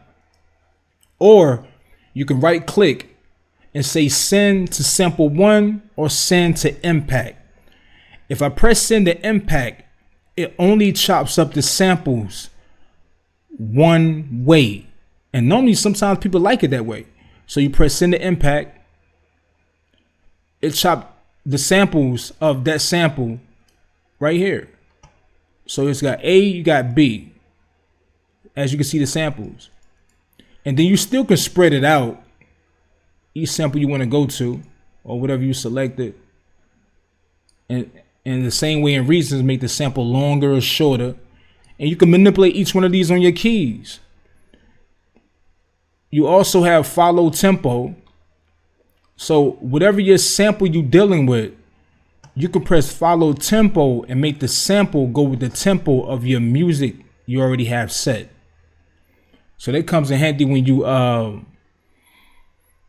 want the sample to kind of have the same groove as the music you already creating. Sometimes that's good, sometimes that's not. It's based on what you're creating. The only way you know, you just have to hear it. Right now we're talking about audio bin. Basically quantize audio. So let's say I get this loop. I'm making a beat, or somebody sends some audio files to me and say, hey, can you make a beat around my vocals? And this is when audio bin come in, quantize audio sounds. So you select the audio and you go to this option up here, say audio bin. You set these right, normally standard or sensitive, and you analyze. So once you analyze this like this, you press apply based on what your quantize is set. You press apply. That's bad. So that's why I shouldn't even be on 1/2. You go to 1/16, you press apply. It'll shift these samples. It'll shift this sample exactly with the tempo of the beat you're creating. Or sometimes you can just you can take this off, or sometimes you can just get the vocals, press Alt, and stretch it to the nearest bar. But normally you can identify this what make more sense when you're making your music. Because if you're making your music in like a 9-bar or 4 bars, and you like, okay, I know this is a hook, and the average hook is 4 bars. You're like, you know what? Let me stretch this right here to 5 bars. Let me press L, and I'm gonna loop that. And you play it back, you listen to it, you see how it sound. And normally they fit perfect because the person who wrote the music already know bars, and they know that the average hook is 4 or 8 bars, and the average verse is 16 or 12 bars. So normally that's how you build songs. So normally when you drop the vocals in, if they recorded the vocals properly, if they drop the vocals in and they export the vocals out right and they send it to you, it will fall in place exactly what you're building. So that's a good thing when you use an audio bin, quantize audio. Now when you go inside Reason had that same option, and it's about to play this, so I don't want to strike me on that. And what you do, you select the audio file and you select the same option, slice edit. Let's make this short. Hold on.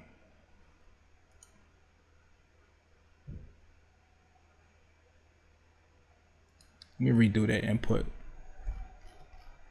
I'm gonna cut this. Make this a small sample. Right?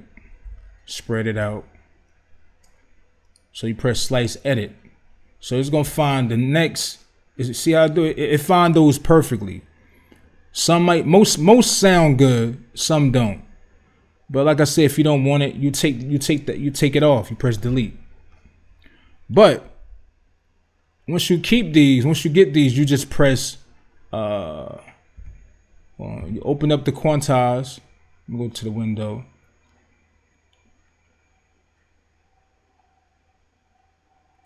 Transport. Show to window. You go to to window. Once you press Quantize and apply, it'll shift all those audio notes exactly with the beat. So that's actually called audio bin and quantize audio. That's the difference they do, you know, with each other. In Reasons, it's not a lot of, it don't go in detail, but it do a pretty good job when you press Quantize. It do a pretty good job, and you still can go inside and, you know, shift the audio file yourself and move it around like that to be, you know, precise, just in case one audio file or one part of the loop is off. You can put it on beat perfectly. Same way you can do vocals. Let's go to the browser. So in Reasons, what they did, they added new in the browser. As you can see, this is the browser. What I like about Reasons browser is that it's more simplified.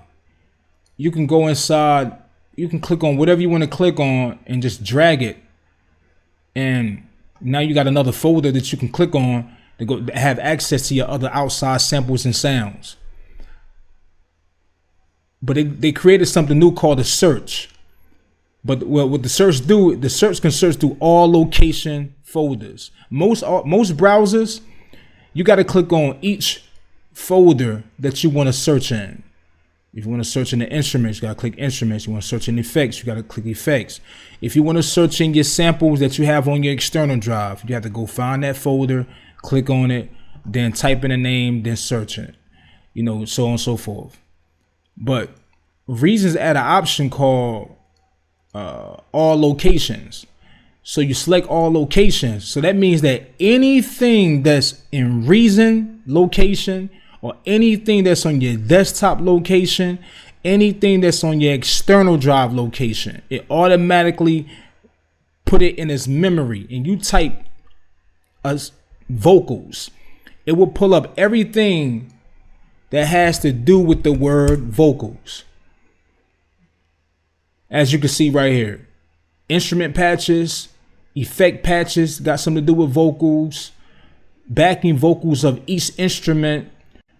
It'll check your folders, as you can see right here, of all your samples you downloaded or you paid for. Any folder, but the search engine is very fast. It's very fast. Just type any name that you could think of. You know, say, you know, soft, I guess. Type in soft.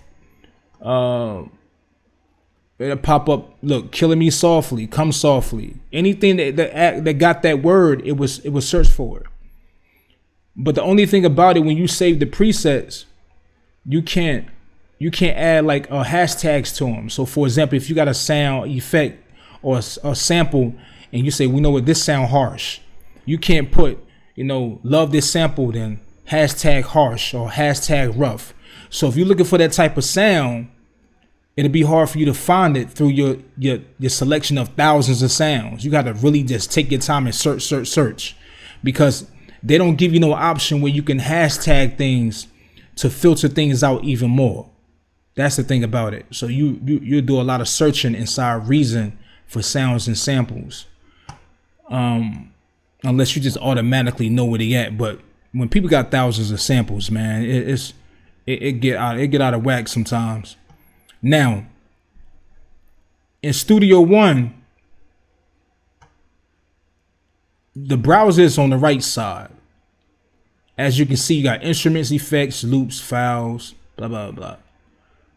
Now, if I want to search inside the loops, I have to select loops. And I got to make sure this blue is not on this. Because if I just go to right here and press search and type in a name, it will only search inside this folder that I have selected. So I have to make sure I do that. And then type in whatever I'm looking for. If I want to do that in instruments, select instruments. If I want to do that in effects, do effects. They don't give you an option like Reasons where it can search automatically through all the folders. You can only search through all the folders on the tab that you selected, if that makes sense. But now the dope thing that Studio One has is that when you say you in your instruments, right? And this is the part I do love. You press search you got hashtags of different things, of feeling, character, instrument, style. So if you're looking for jazz type vibes, you select jazz and it will pop up all the presets that has anything to do with jazz. If you're looking for, something that's dark, you select dark preset and it'll find any preset has to do with dark. But the only thing about it, they don't give you the option to create your own tag. So when I say this preset, if I go right here, right, and I'm gonna show y'all, right, let's say I'm gonna get this instrument. I'm gonna get an instrument. Let's say I grab this and let's say I tweak it, change it, whatever. And I go right here and I save as a preset, say store preset. It'll only give me the name of I can name the preset, a description, and subfolder. So that means whatever folder I want to put that preset in, right? And that's it. Now, maybe if I name this what type of vibe and feeling it is, it'd be in the metadata of that sample, but you would not see that hashtag information right here in this location, because if you keep your stuff organized, whatever hashtag that you create, you would want to put it right here. But they don't give you that option yet. So I hope they, add that soon. A lot of people is requesting that because it made the workflow easier. So now y'all see the difference of the browser. Matter of fact, if I'm missing something in the browser. Oh yeah. Another thing in Studio One browser, if you select right here, you got different views of your loops, effects, files, even cloud that sync to not SoundCloud, but I think SoundCloud, pool, and you got shop. Now this is the dope part. You press shop, whatever you sign in. If you sign into your Studio One website, you can see everything what the Studio One website is selling. You don't have to go to the website. You can just click on any one of them. So you see you're looking for virtual instruments content. It will show you everything right here. And you can just see what you see, click on it, it'll tell you exactly about it. You can see the patches, stuff like that. Then it'll show you the price down here. You can press buy, and then it will send you to your website. So it's kind of like you don't have to go to the website to see exactly what they have for you. If you're looking for new samples, new presets, new instruments, the better your workflow of your music. It's right here. It's kind of like they promote stuff for you in their DAW. A lot of DAWs should do this. Because if you go right here, for example, I think I'm gonna talk about this later on in the video. But if you go to start menu, if you connect it to the internet, as you see, Reason has something called the news feed on the main screen. So it promotes everything that's new. If anybody who created a new video for Studio One, that's with the company, if they have a new update, anything, any information, any juice that they can provide to you to make you like their DAW or use their DAW more or learn it, it's right here in front of your face as soon as you open it up. A lot of these other DAWs need to copy this and use this idea because it help benefit. Actually, it helps everybody. It helps the company promote their business to make more money, and then it helps you, learn new things or learn about new things that you didn't even know about. Because a lot of the times people have to go to the website and they have to go search for information. No, you don't have to find it. It's right here in front of your face. They put it right here in front of you. And that's a good idea. That's brilliant, And who knows? Maybe, matter of fact, they do it right now. I'm sorry. By Greg Anderson, right? What's his name? Greg Anderton, right? This is one of the guys. Let me go down. Hold up. One of the guys that I actually follow on YouTube, he used to use Cubase years ago. Then he started using Studio One. So he got with the company Studio One, I guess, by his videos. And what they do, they put his videos right here. This is one of the guys, as you can see right here. I forgot his name. He worked for Studio One now. He's huge on there. And there was another guy. He kind of have a bald head, and he always put his videos up. See, as you can see right here, say 5.4. It give you the update. You can scroll down and just see all different things that they load up. that helps you, even demo tutorials. So that's part of the browser. That's part of the browser. That's great, and that'll be great if Reason use some of those same ideas, man. All right, stereo to mono. Studio One, stereo file. If I wanted it to be mono, option right here, select that. What I have is bounce as Control B. So I hold Control and B,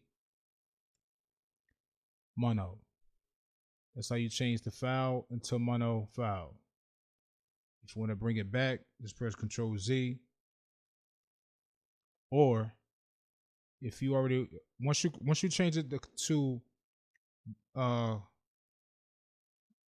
mono, and you don't went down the files and now you can't really convert it back, what you can do, you could just turn that back to this and press Control B, and you can switch it mono file back to stereo. That's how simple it is. All right, let's go to Reason. All right, let's go get a sample, and let's drag it to the beat. So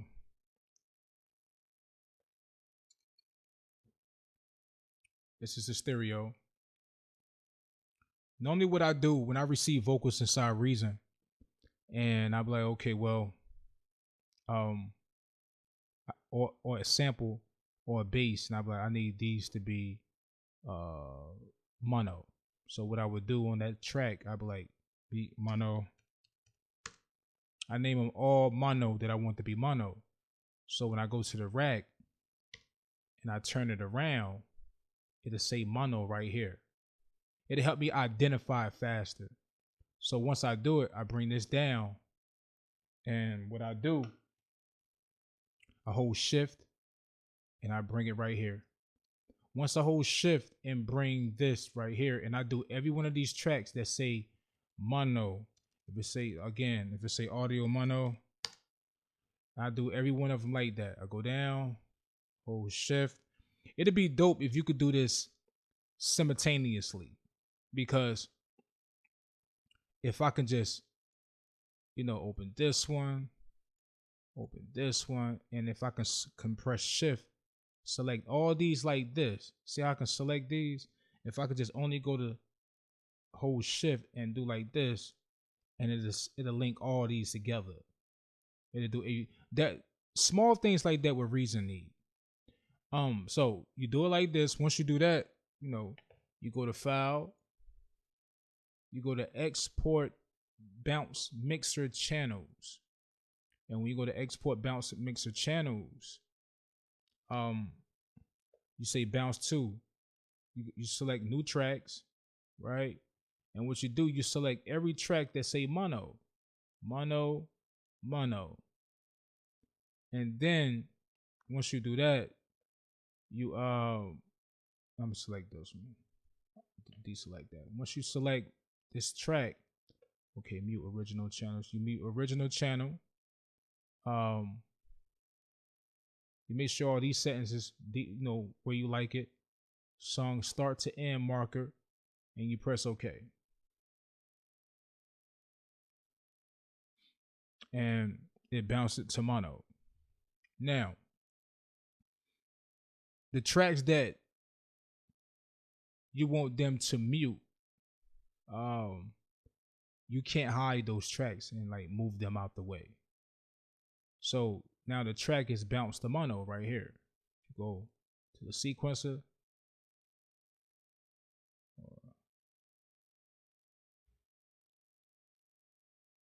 I don't know why it ain't bounced to mono. Hold, did I do something wrong? Hold on. Let's go back. In fact, let's resaw these.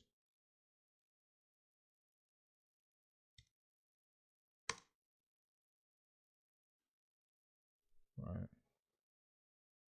Let's go to rack. I did that right. Okay. Let's turn this around. Go back to this. I'm gonna make sure this selected. That's the loop. You gotta make sure that's selected. That's the loop. And then just make sure left to left. Is it right to left? Nah, I think it's left to left. Yeah, that's I did it right. Make sure that's like that. Make sure that's like that. Repeat that again. No, I'm okay. Yeah. And then once you do that, you go to File, Bounce Mixer Channels, Beat Mono, Song Left Right Locator, whatever how you got it set, Mute Original thing, all channels positive, export audio before stereo.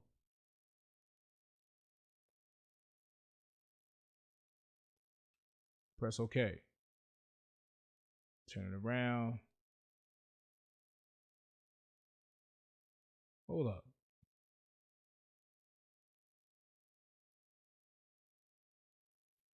Let me go back.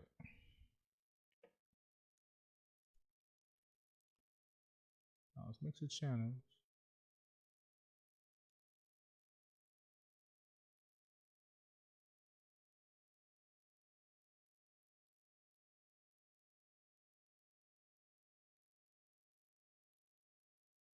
All channel settings are applied. All export audio will be stereo. Okay, nah, I'm tripping. All right, then press OK. Yo, wow, I'm acting like I'm new to this. Hold on, let's go back. Let's go back. I know I'm not tripping. Turn it around. Oh, okay. Beat mono. No, that's right. Yeah. Oh shit. Make sure that's right. Like that. Once you do that,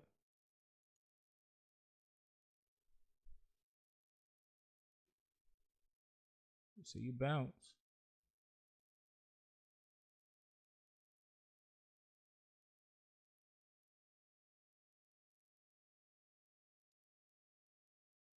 Sean start end mark. I got the left locator, right locator. New tracks on song. Mute original channel. Copy original channel settings. Audio files on disk. What's the problem?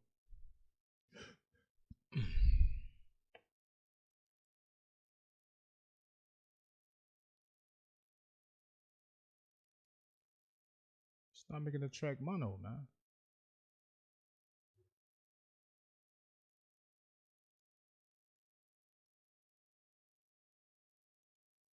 It gotta be something I'm doing wrong. Gotta be. Alright, let's go back to the rack. No, just for the hell of it. Let me just charge right and right. No. Because I know I have to do that, man. Bounce mixer channels. Right? Select the ones that say mono, like I named them. Left right locator. Bounce to new track and song.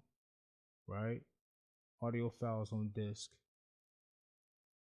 All except fader. All channel settings are applied except level and pan. All channel settings are applied. All exported audio will be stereo.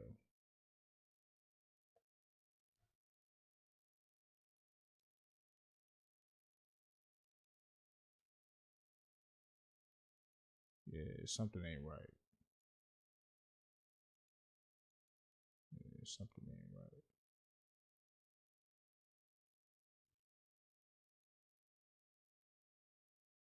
Something ain't right. Hold up. Y'all be patient with me. And what I'm doing right now, this is a process, right? See how I'm trying to figure out something when you're in the mode of trying to have a groove, or workflow. And sometimes you got to stop to figure out something when you're in the workflow. See what the hell you did wrong, when a lot of the times it should be simple, because I know I'm not tripping. You know what? Let me just try this, because I know I don't have to do that. But I want to make sure I'm not tripping. Okay, bounce mono. Okay.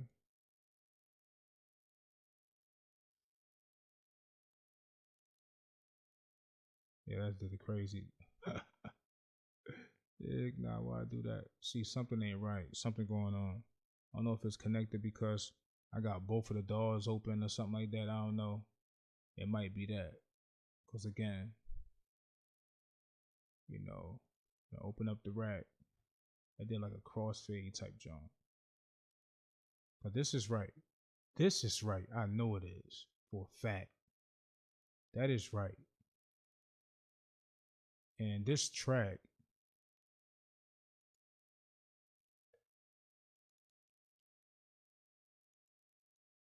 let me just cut that off anyway.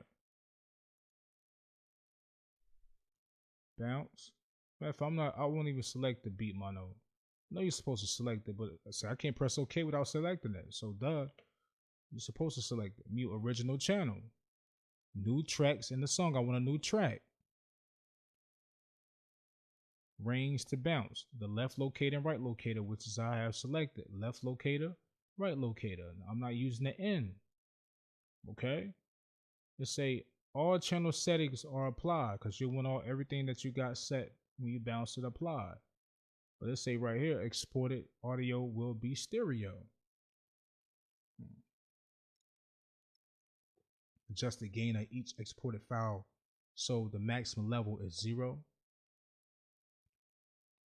That's when you're bouncing all your files out to give to somebody. So I'm confused, man. Mute original channels. Okay. Yeah.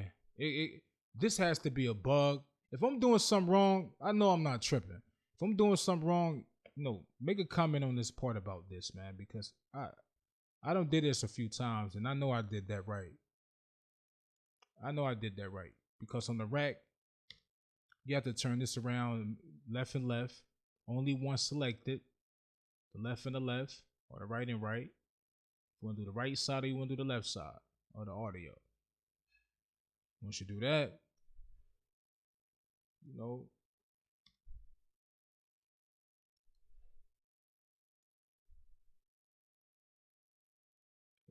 can't do export because that's when you're exporting it out to loop the audio of the mono.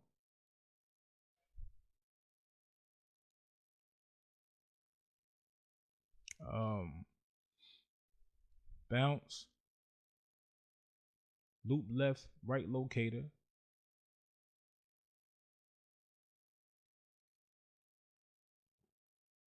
Audio files on disk.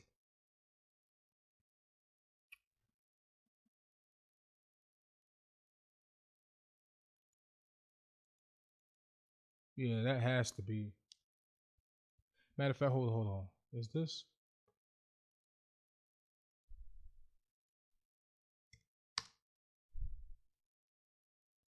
I don't know if this matter, but it was on stereo input. But that shouldn't even matter because I turn that off. Yeah, this be my beat track. That has to be a bug since I got that last update. It has to be, man. Has to be. And you could tell right here, this is stereo file because they're not even. They're not the same. This look different from this part.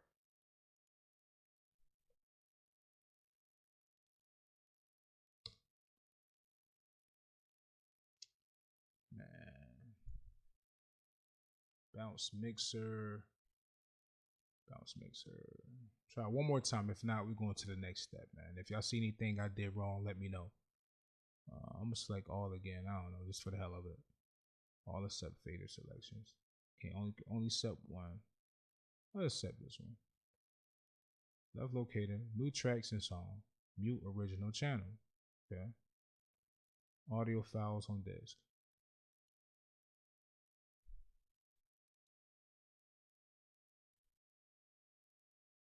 No, that's wrong. That still looks stereo. All right, whatever, man. That's a bug because it was working before. I don't know why it's not working now. All right. Key shortcuts. And reason we don't have a option where you can go to where you can create your own key shortcuts. But it does have like a small little option where you can right click and you can go to edit keyboard control mapping. When you select this, hold on, not keyboard control mapping.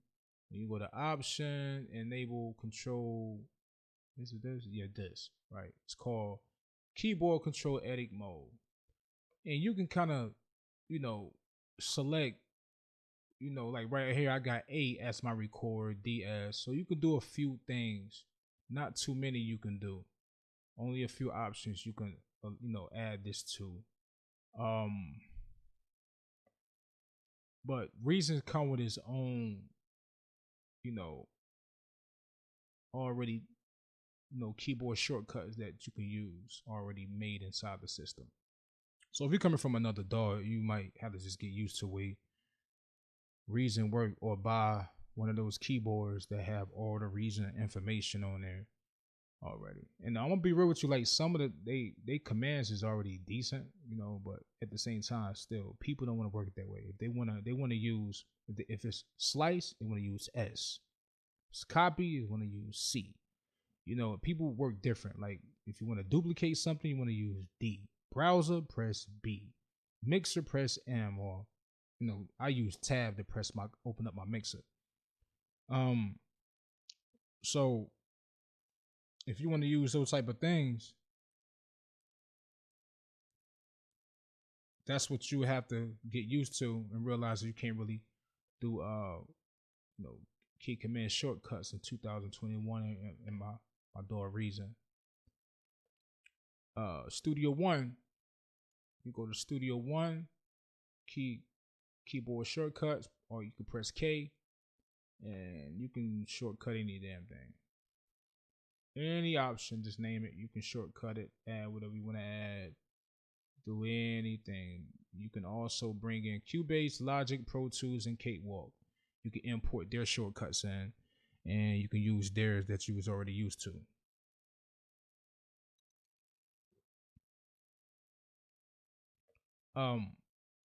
Like these macros up here I got at the top joint.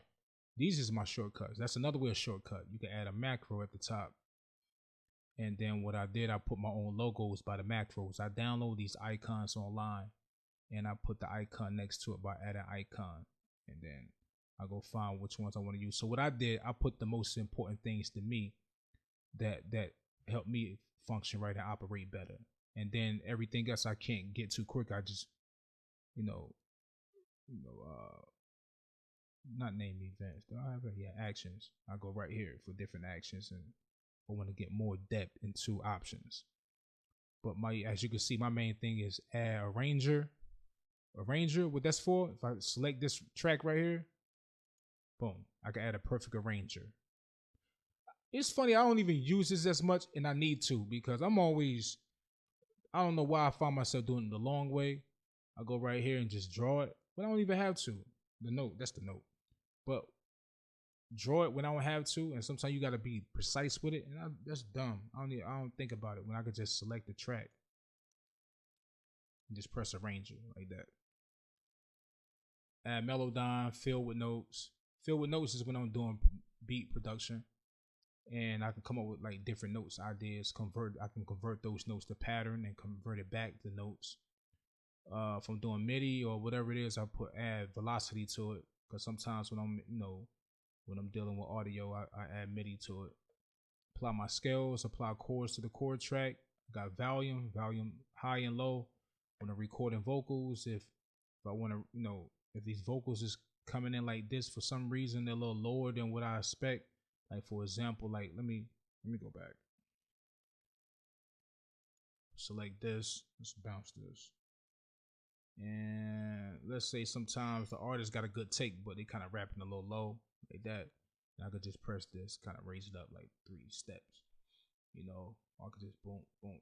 Ease it down like that. So that come in handy. Then I could, if I want to get this part right here and I want to send it to a sample, I could just select right here and I could just send this whole sample into a sample, into the sampler, the sample one, I mean. So that comes in handy. So that's keyboard shortcuts. All right. The next thing we're gonna do is saving presets. All right, in Studio One, when you saving presets, for example, let's say I have a reverb and got 3 reverbs. Drop this in. Let's say I tweak this, I change this, blah blah blah. I do whatever I like, all that type of stuff. Boom, boom, boom, boom, boom. And then I go right here, and I want to store preset. I store a preset. I can name it. I can also send it to a subfolder. So that means that if this mix verb has a subfolder, and I'm gonna show you that in a minute. I can name it, give it a description, subfolder. Now, once I save this, I'm gonna say erase, right? And I create a subfolder. I say folder. I'm gonna name it folder, right? And I press OK. Boom.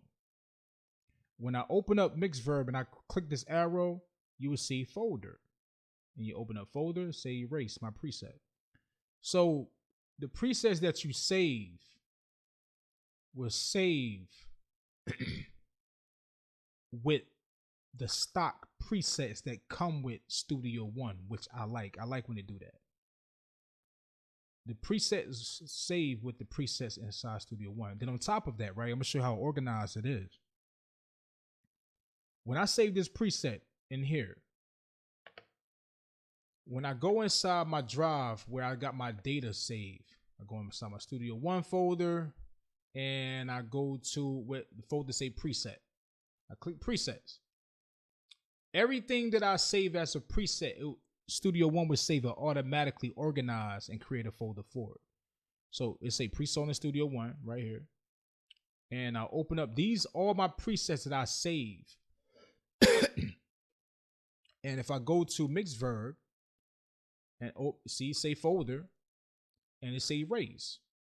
So Studio One organized that automatically for me. Very neat. And place it there. Send it directly to my preset folder and put it inside Mixverb because I already had a preset for right vocals for that reverb.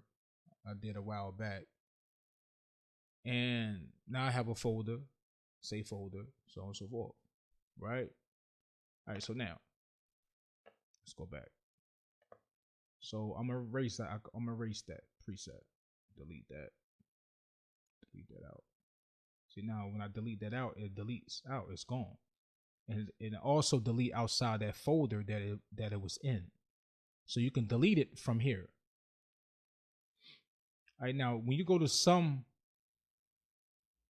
plugins, they have their own folders. As you can see, bass, compressor, drum, so on and so forth. So again, if I drop this in,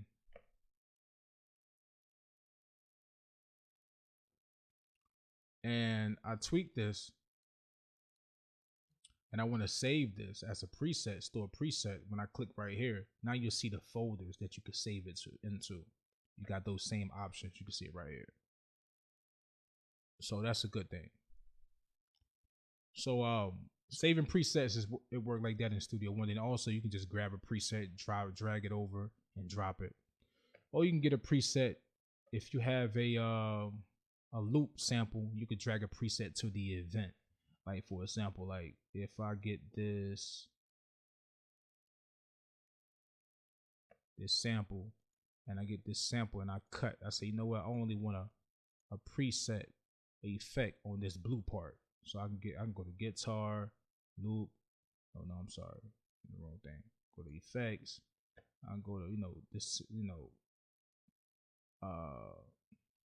effect like this, go to trumpet, hold Alt, and I could drag it.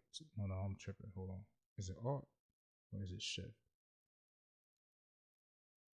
Oh, Shift. And I hold Shift. No, that's not it. This sample has a lock on it. Forgive me. Hold on. Let me make sure. Yeah. Let me bounce this right quick. It has a lock on it. All right. So if I cut that and right click, just change the color so you can identify it. And if I can press hold Alt and bring trumpet and put that preset right there on that event, that specific area, just like that. Boom. So that affect this. Only this piece. All right.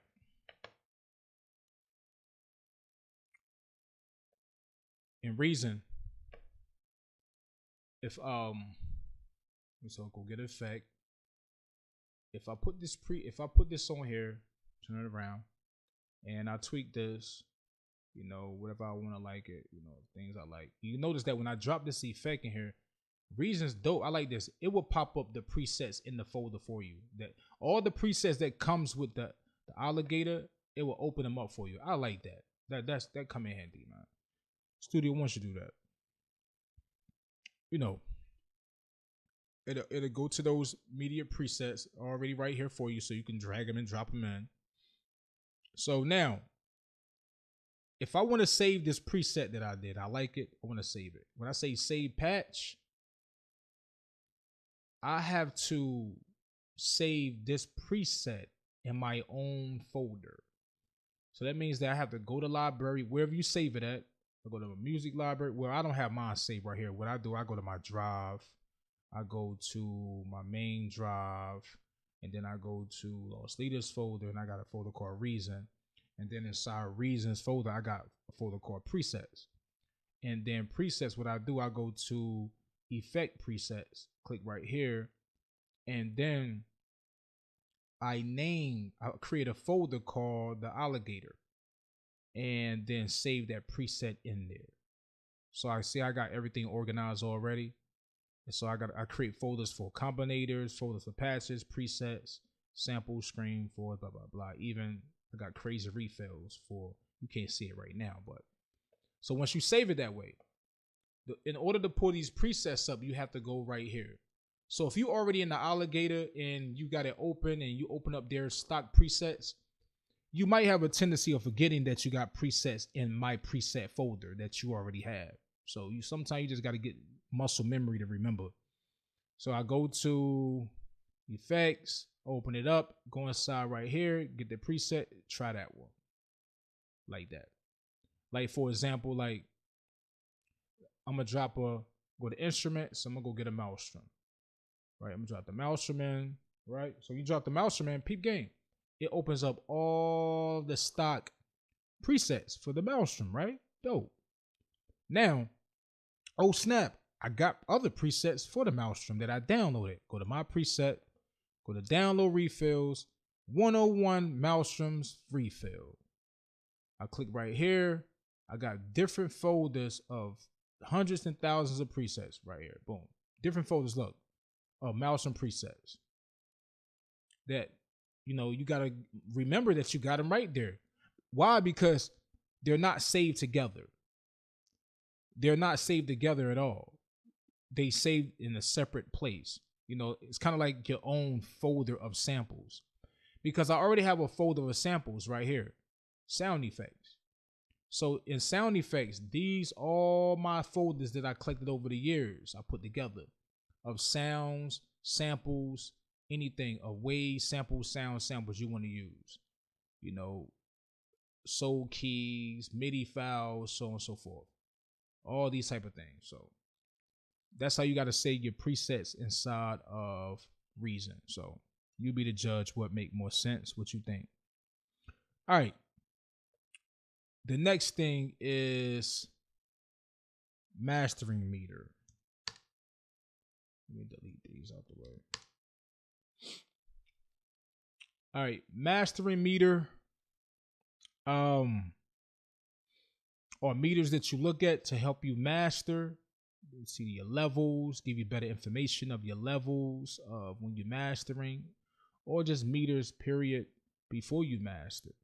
You know, when you got to send that audio file to engineer, you got to make sure that it's like 6-7 dB. You know, give it some headroom so it can get mastered.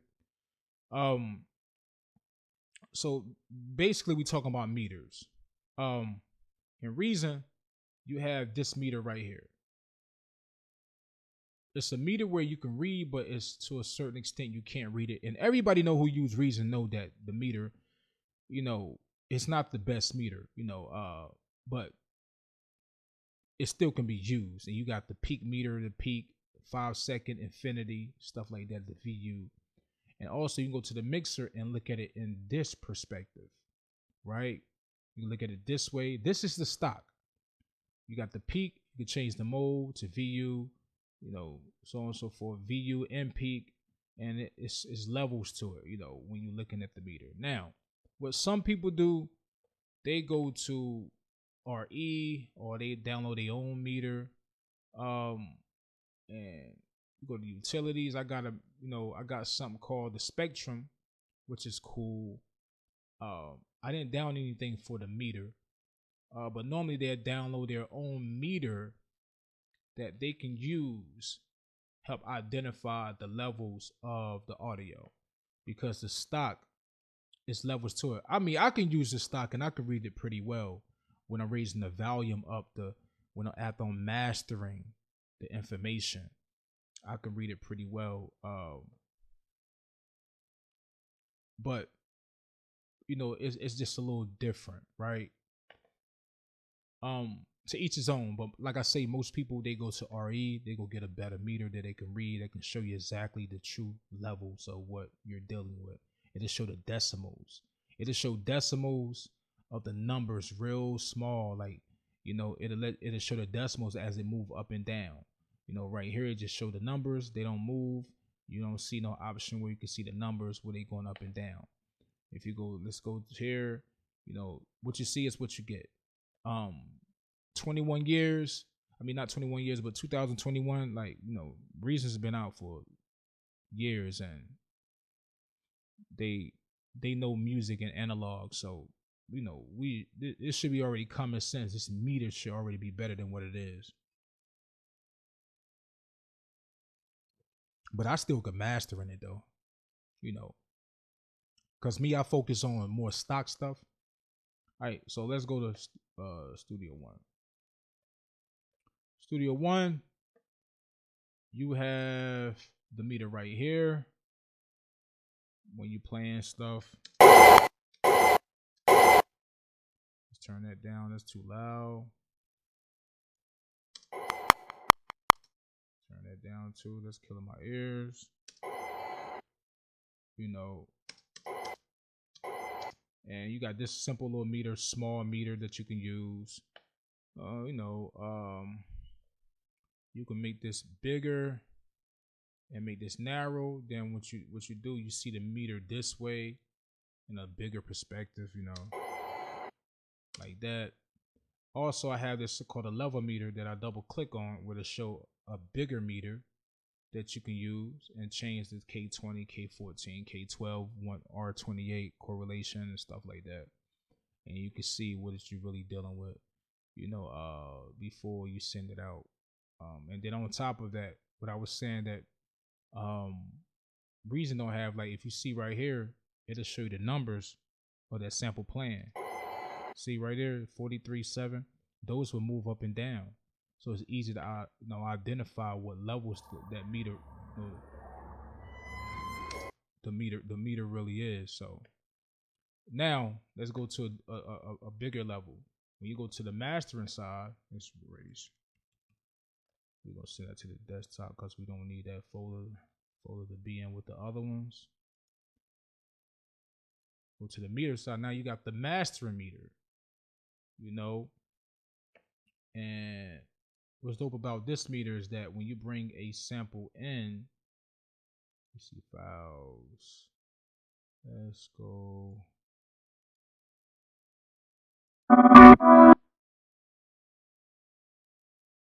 bring that in.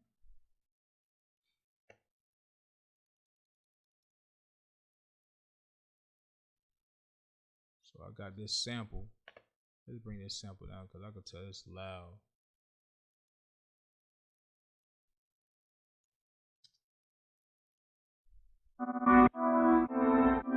So you notice they had that like that in the meter. When the meter is playing, they have like a little line that jump up and down right here. Right here, it should be like the line. See that right there? So I like that line because what happens that when I'm in mastering mode, when I get that line around 6 right here, bouncing between right here, get that line, I know that it's at a good loudness volume when it's exported out. That's after I've done my mastering process.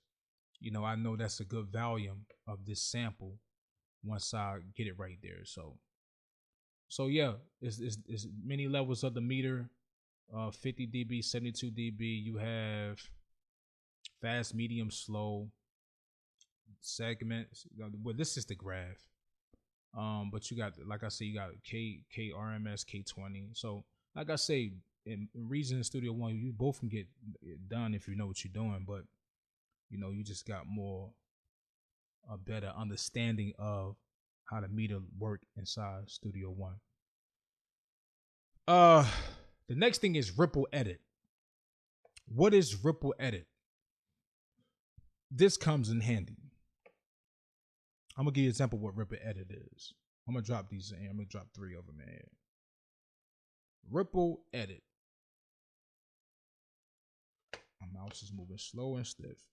All right, Ripple Edit. For example, if you have 3 tracks, audio files, and they in a perfect place, but at the same time you want to swap them out. You want to move because you don't like the position of them, but you, at the same time, you still want those to be in perfect and play back perfect and be on beat or be on time.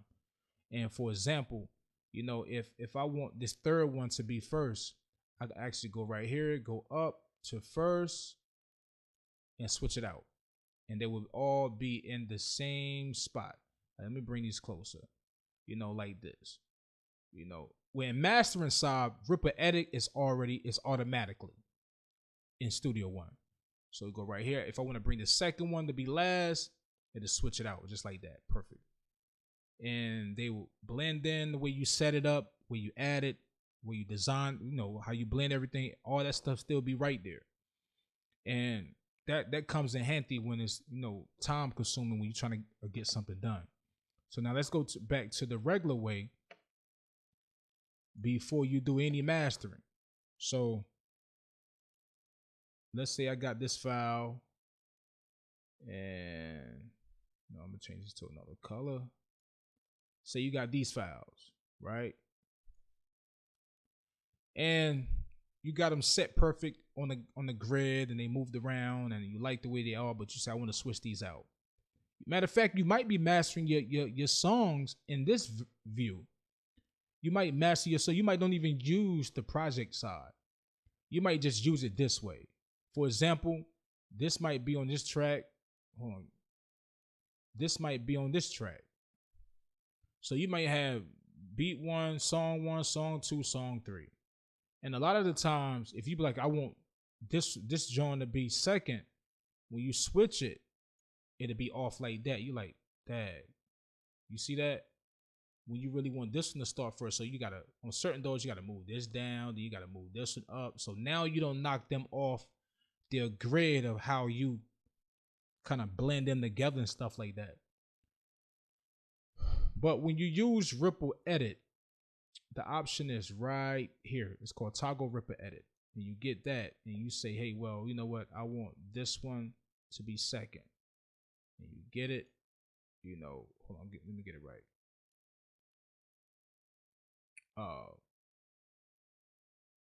Nah, hold on. I think Ripple Edit don't do it that way. Let me make sure.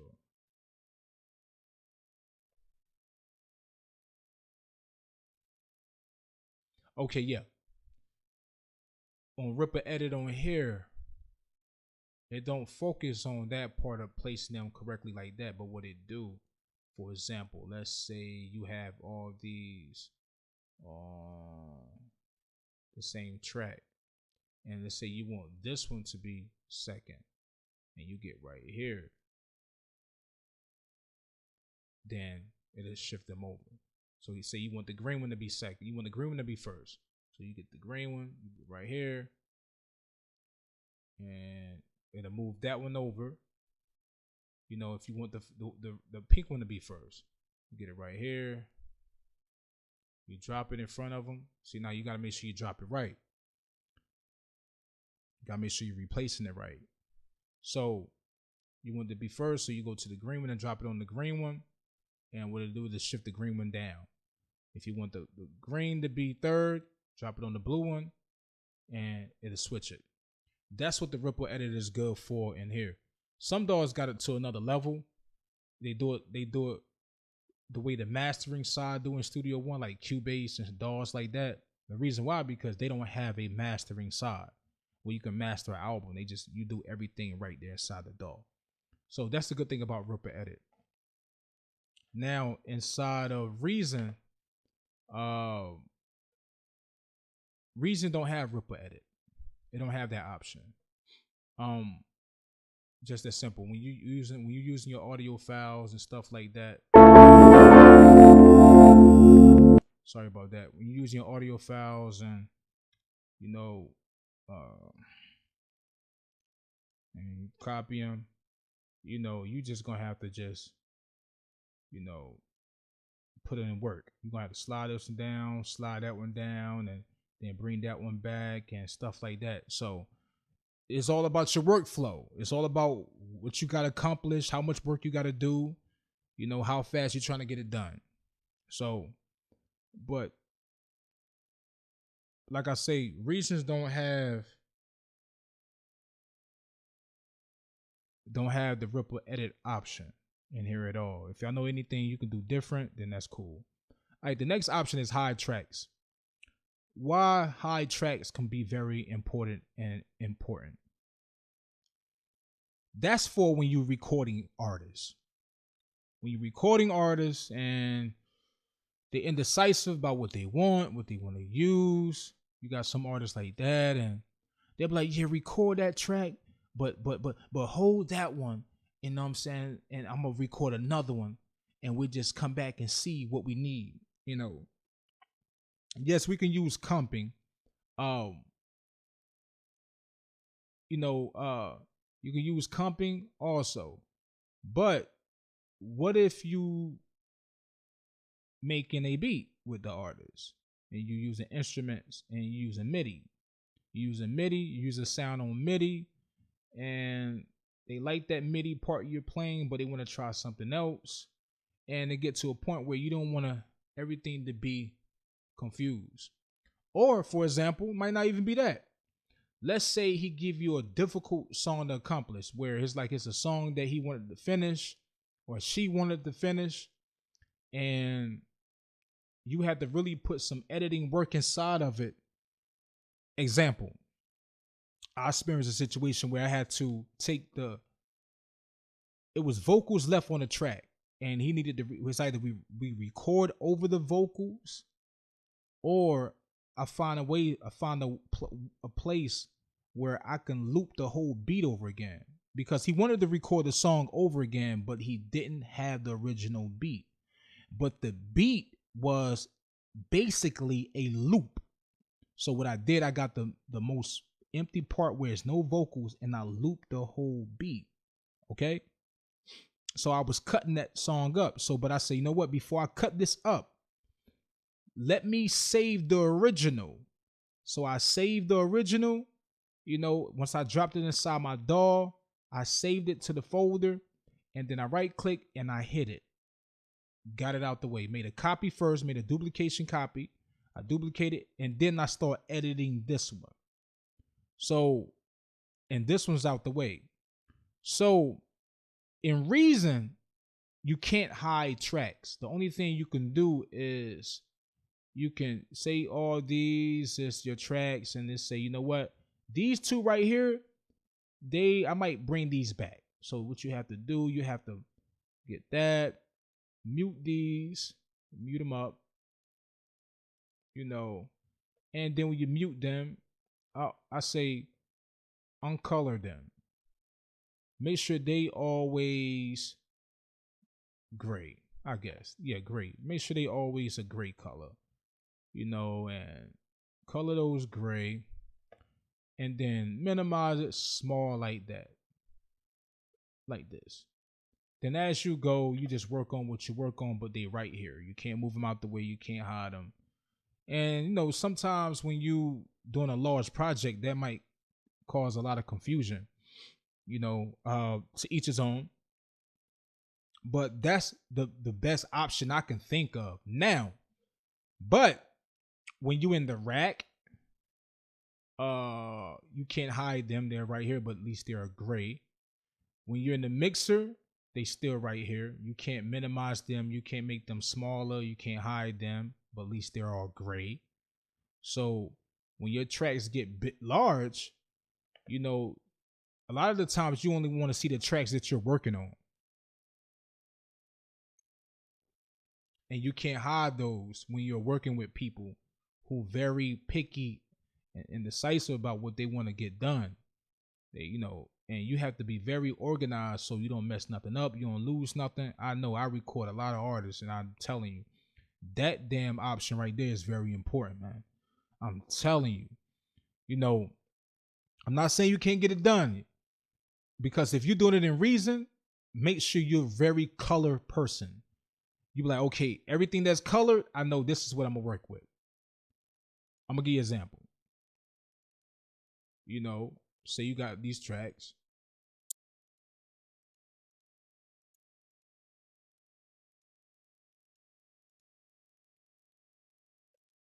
And you notice that, so now I said, well, the tracks that I'm not using that I so-called hide, again, you want to make sure these tracks in the sequencer view at the bottom. Hold on. You want to drag these to the bottom.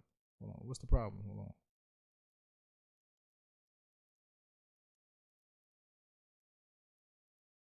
Let me drag both. Anyway, if I grab right here. Oh, okay. Okay, I gotta grab like that. Okay. All right, so you want these to the bottom, right? Now, when I drag these to the bottom, I got all these tracks right here, as you can see. When I go to the rack, they still, it don't follow pursuit. It don't go with it. Like, these don't go to the bottom of these tracks.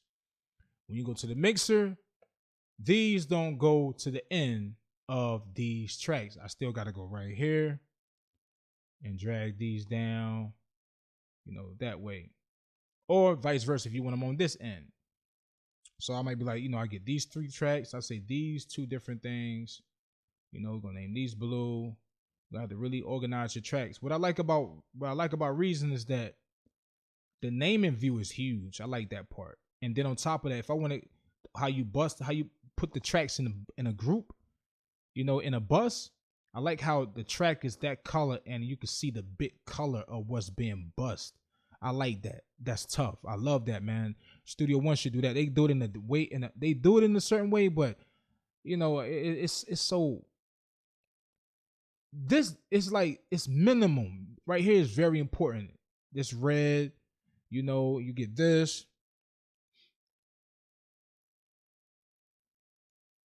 Excuse me. And you can see it. And guess what? You could change it the same color, or you could just make it red. But you'll see it. There's no way you can run from it. You could tell this is over these. That's my point. You could tell what's over what. And now when you go to rack, hold on. How I'm gonna do this first. I'm a color everything the same color. So I'm gonna get these tracks and color in the same color as the bus, right? So it could be a little more organized, so less confusing. I'm gonna color these the same thing. Say green. All right. So now let's go to the rack. When you go to the rack, the bus be under the tracks. The red bus to be under the tracks. which is how it should be. You know, just like when you go to the mixer, if I press mute on the mixer, if I go to the green, if I press mute on the green tracks and go to the rack, the green tracks to be mute. But if you go to the sequencer, the green tracks are not muted. That workflow would be killing me. Like when I'm doing large projects, oh man, to each his own. It's all about what you like and what you don't like. But man, like, cause you start getting confused, mind start playing tricks on you. And don't be drinking while you working on the music either. Don't get like a little beer or something. You might just start effing shit up. Oh, they'll be like, yo, where my tracks at? Hold up, something missing, something ain't right. And now you can't really go back and find it. Oh man, and you doing a serious session, it's a headache, man.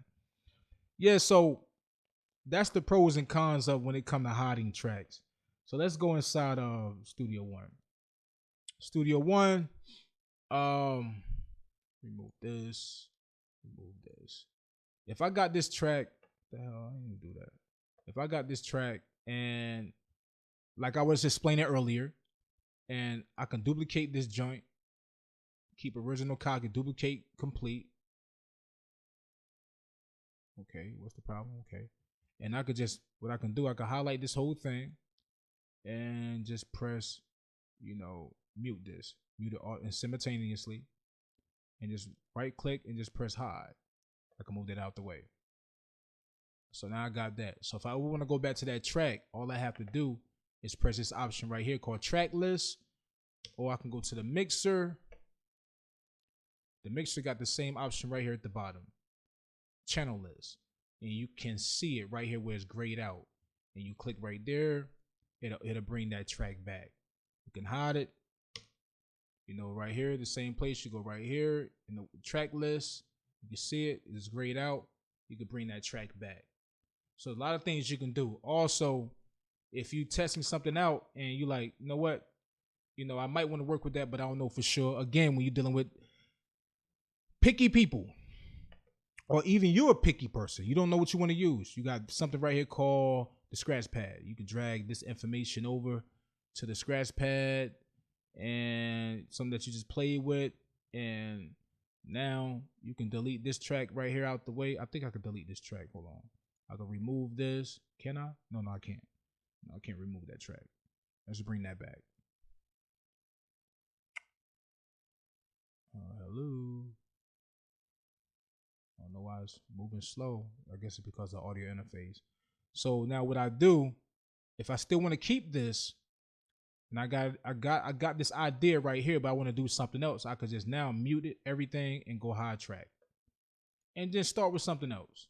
So if I want to bring that back, I can click right here, bring that idea back. So I could delete it. So what I can do, I can delete it from, can I delete it from right here? Yeah, I could delete the information right here, but keep it in here. And then keep it in the scratch pad. Hide it. Boom. Then divide it. Bring it back. That's an idea I can play with. I think, I want to use this in a certain part. I can go bring it in, drop it in that track, something like that. That's the options you can do. My computer acting a little weird right now, moving stiff and slow, because this is what happens when you use these dumbass audio interfaces ideas to record tutorials, man. For some reason, it seems like, to me personally, like in Studio One, if you're not using a real good audio interface, as in, I'm using voice meter, it don't function well. CPU jumps crazy, all that type of stuff. In Reason, you don't really have those problems. See, everything got its pros and its cons. Convert files, audio converter. Okay, yeah. Let's close this. Let's say you got the skills to pay the bills. Somebody hits you up and say, yo, can you mix these songs? Can you mix this song for me? I send you the stems. And they send you the stems where they might be 16-bit. Or they send you MP3 stems. Or something like that. a lot of the times, if they don't send it right, you don't want to deal with it. You know, the engineers should know what they're doing when they package up the stems. But let's say for example, they don't know, but they send you the files to a certain extent right, meaning that the vocals is right, it's no effects, it's none of that. But they're not formatted right. They MP3s. They're not wave or something like that. Studio One, you have an option. Go back to start. You could download this extra thing you can buy called the audio batch converter. You click right here. You can drag all the files in here real quick, and you can convert them to whatever you want to convert them to, any rate, sample rate, any bit, stereo, before you decide to mix these files down or record them or anything. Another example, when an artist want me to snatch a beat from YouTube that they want to rap on, when I download that beat, the beat is an MP3. Before I drop anything inside my door to record, I put it in here and I convert it to good quality, 24-bit to 44, 48, whatever it is, so on and so forth. And then I drop it inside, you know, the song that I'm about to create. Feel me? This is the option you get. You download it. Once you buy it, it's like $30-something, and then it's connected automatically to Studio One, which is dope. This is a lifesaver, and it converts a lot of files very, very quick. So if people sending you large files and paying you a large something of money, and you got to convert these files, it's either, if you don't have this, you got to have your own audio converter, like something I use right here called Audio Video Suite, where you can convert audio files like this. You got to have that. You feel me? All right, now, in Reasons don't have that option. You don't have that option in Reason. What you can do, you can't convert them. You only can just drop the files in. But what Reason will do is that when you drop files in that that's normally not suitable or probably not correct, once you drop that file in, Reason will convert it. So in a way it has it, but in a way it don't has it, because it don't give you options of the level that you need it based on what you need. So for example, like let me delete all this stuff out the way. Let me see if I can find a good example of a file that's not let me go to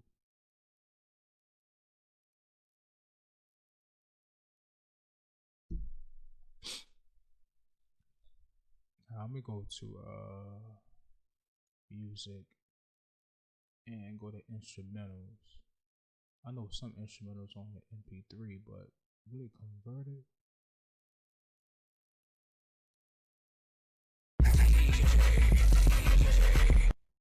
My bad about that. That kept my ears right there, bro. Now I guess that was fine.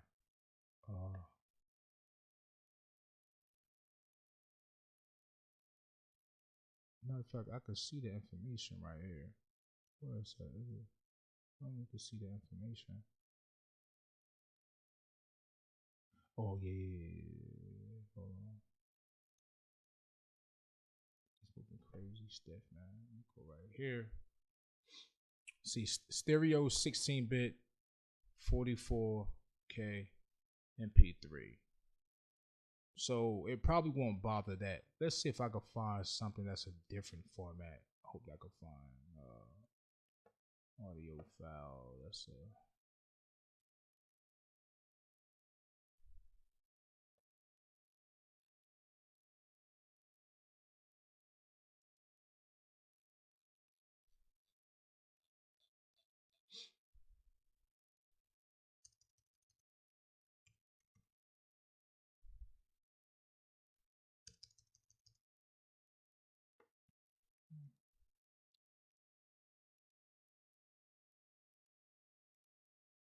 Bounce if you feel, bounce if you feel me. Bounce if you feel me. Bounce if you feel me. Yeah, I'm gonna take it off auto so I don't catch y'all. MP3. Oh, that's MP3. Dang, like I remember experiencing this before where it'll convert the file as soon as you drop it in if it's like a different format, but I don't know exactly, you know. Oh, these is MP3. Vegas. Hmm.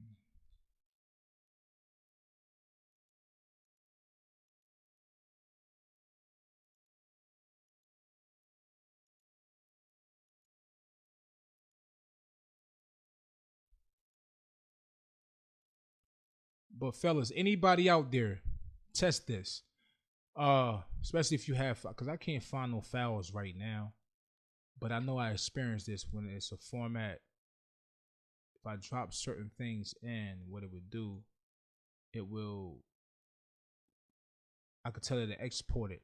It basically do the export process in, and sometimes that might be a file that's not correctly, and what I assume reasons convert it to the proper thing or what makes sense to their dog, but you just don't have the options to do it. Is my point. So that means you have to have your own outside converter to get that type of stuff done. Right, something I was talking about earlier called news feed and updates. And reasons news feeds and updates is when you're dealing with a dog, you want them you want them to keep you in tune of all the new information, the great information, the new tips, the new ideas, the new anything of this dog to keep you excited, to keep you know what was going on, to keep you in the loop, basically. Keep you in the loop. Uh in reason, you you have to check for updates. You press check and see if it have an update. Normally when you open up your door, it'll say automatically if it'll say you have an update if you're connected to the internet. um Only way you could really find out something what's going on with reason if you just have to one day just go to the website, get an email, or go to the Reason Studio website, go to tutorial website, such so on forth. You have to do all that type of stuff. So it's like you kind of find the news later, you know, and a lot of dogs is like that. You find the news later, you have to go search for it. And me personally, if I'm a company, you won't have to search for my product. You won't have to search for anything new for this dog. I'm gonna put it in your face, so because you might just want it. Because sometimes we don't know what we need until we get it. It might be a new idea, a new tutorial of doing something that you didn't know inside the dog. You know, all those little small things come in handy. And every dog that I got, only besides one, every dog that I have don't do this. There's only one dog I noticed that does this, and that's Studio One. So let's go right here. Let's go open Studio One up. And when you go to start, it's right here. Every new tutorial, things you can learn, say audio, what does this do? You know, things you didn't think of. Have the date on it. You can click on it and go to the website. It'll tell you the time and the date. Even the newest updates pop up down here. I'm gonna give you an example. It might be one in here. It'll show you export. Nah, is it? Cause so much new stuff going here so fast. Okay. Oh yeah, right here. Boom. Prime example. When we first got the newest update, 5.4.1, when that came out, October the 19th, it was right here. You want to download the update? Click right here. Instead of you going to Studio One Help and press, you know, go to Help and check for updates, it'll pop up that way, or it's right here. And but this keep you in tune with everything was going on. So it feel like you live. It feel like you talking to people. So you click right here. What it does, it takes you to the website of that video. Hey, this is It takes you to the website of that video, and now you can see what's going on. You know, anything, training videos, so on and so forth, demos and tutorials, multiple displays with Studio One give you ideas that you didn't think of. You can use multiple displays, stuff like that. That's great. Every dog should do this, man. Every dog should do this. All right. The next thing we're gonna work on. I don't know what the hell this thing doing. It's doing what the hell they want to do, man. Anyway.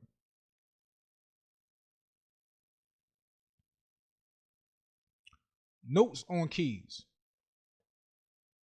So, for example,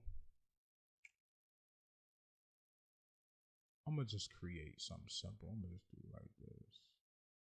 Nah, I'm gonna drag this instrument in. I'm gonna go get a bass.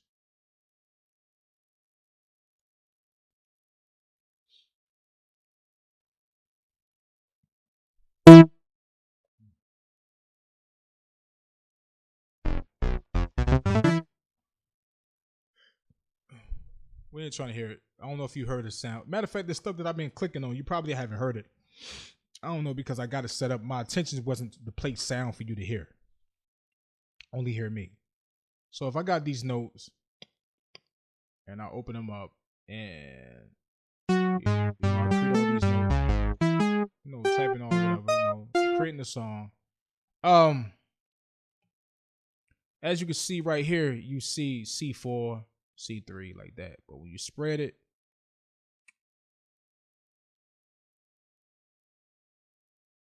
let me make sure.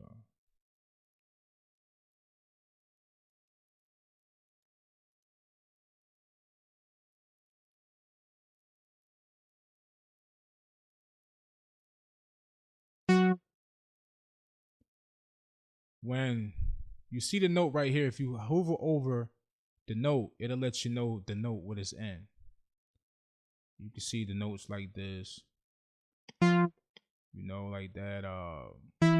It'll also change it right here, and then you can get that same note, and you can, change that note. So the note that you're touching, you can change it. So for example, if I touch this one, and I know for a fact that I don't want it to be a G3, but I want it to be a E5. With an E5, and then what it does, it take that E5, take it to E5. What it does, it help you identify notes a little better. So also,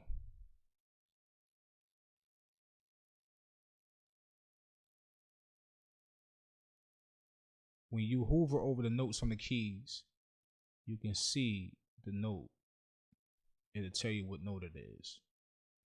So, we know that's a C3, but when you go right here, that's a B2. We know that's a A sharp. So on forth. You can see it. So again, that helps a lot when you're creating, and also these different notes can be different colors. Once when they're in MIDI, when they're in this style, called the drum view. Now you see every note identified on this side right here. You can see each note, the keys. You can see each note, everything. All right, let's go inside Reason. All right, let's get that out the way. All right, let's add a MIDI track. So what we're gonna do, we're gonna get a pencil. And draw like a MIDI note in that thing. That pencil.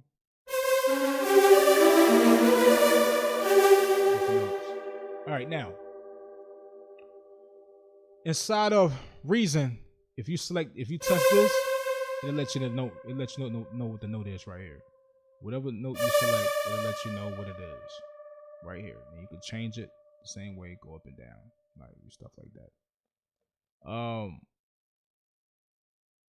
On the keys, it doesn't identify the note, and some people want that.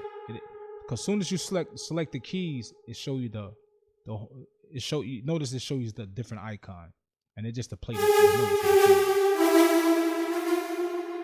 Right? And you don't have no other options where you could change your notes in a certain perspective. So in the sequencer, and that's like a pro and a con. That's like that's bad for some people, based on, especially for people who like to type their notes in. Like they like to, what I just did. They don't play it from the instruments. They like to type everything in. They really need that. But we all want things to better the workflow. So again, you won't see them right here. You have to click right here to see, but you won't be able to identify the next future note. You be like, okay, is this a C, D? Like you want, like, what is this? What note? Like, okay, let me go back to this one. See, this is a C4. Then you got to start really thinking to identify what's what. And instead of just, like I say inside Studio One, you can they already show it. Just hover over it and they'll tell you what it is. So that's a pro and a con based on who it is. Okay, now instruments.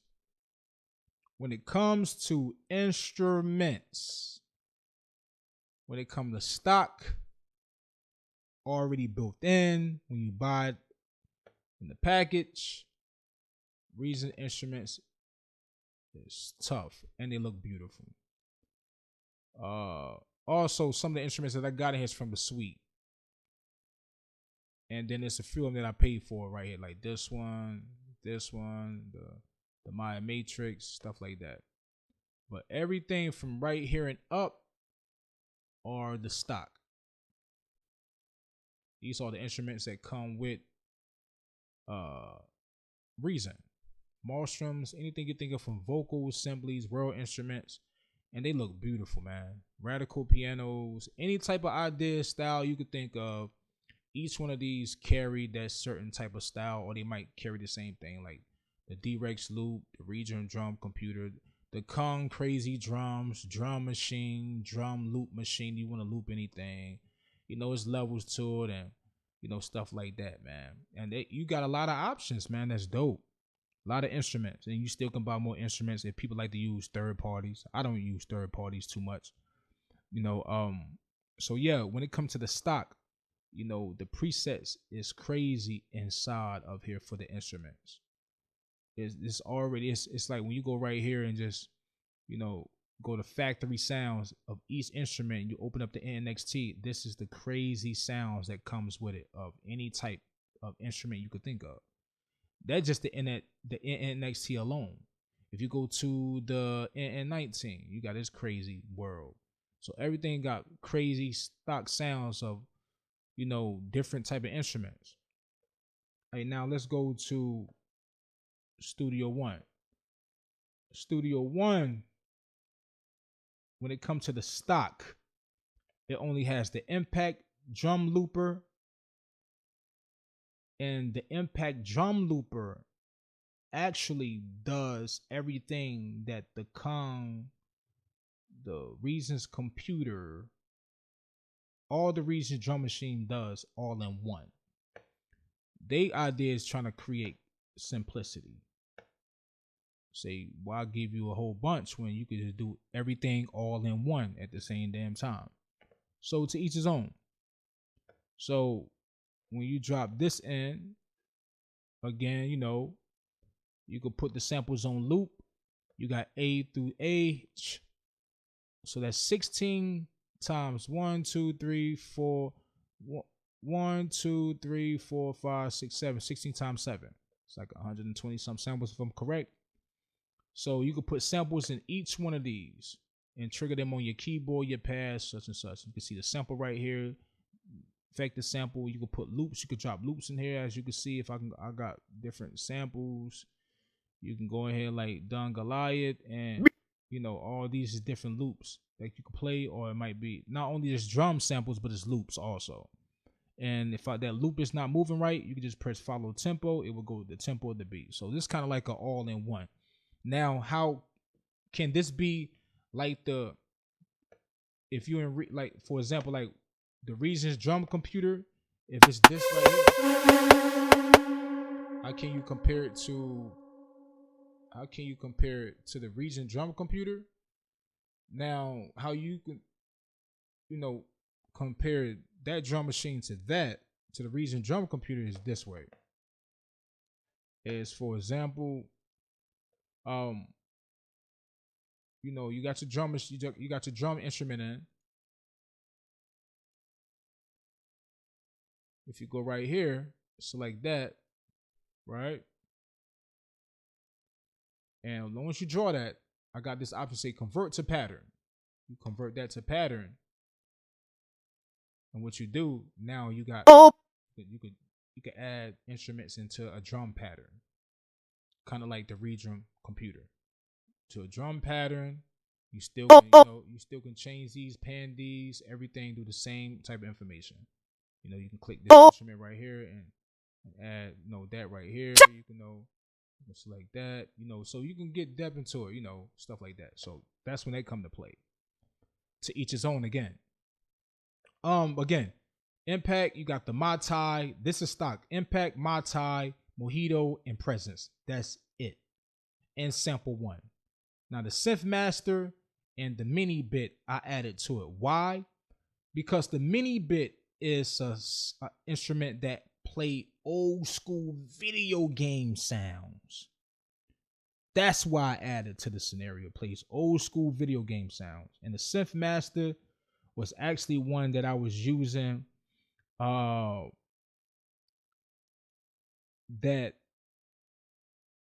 man, the shit sound great, bro. Like I said, I really don't need the Synth Master, to be honest with you. I could just actually take that out. But now, since I got it, because I was using this actually inside of when I was messing with the DAW. What DAW was it?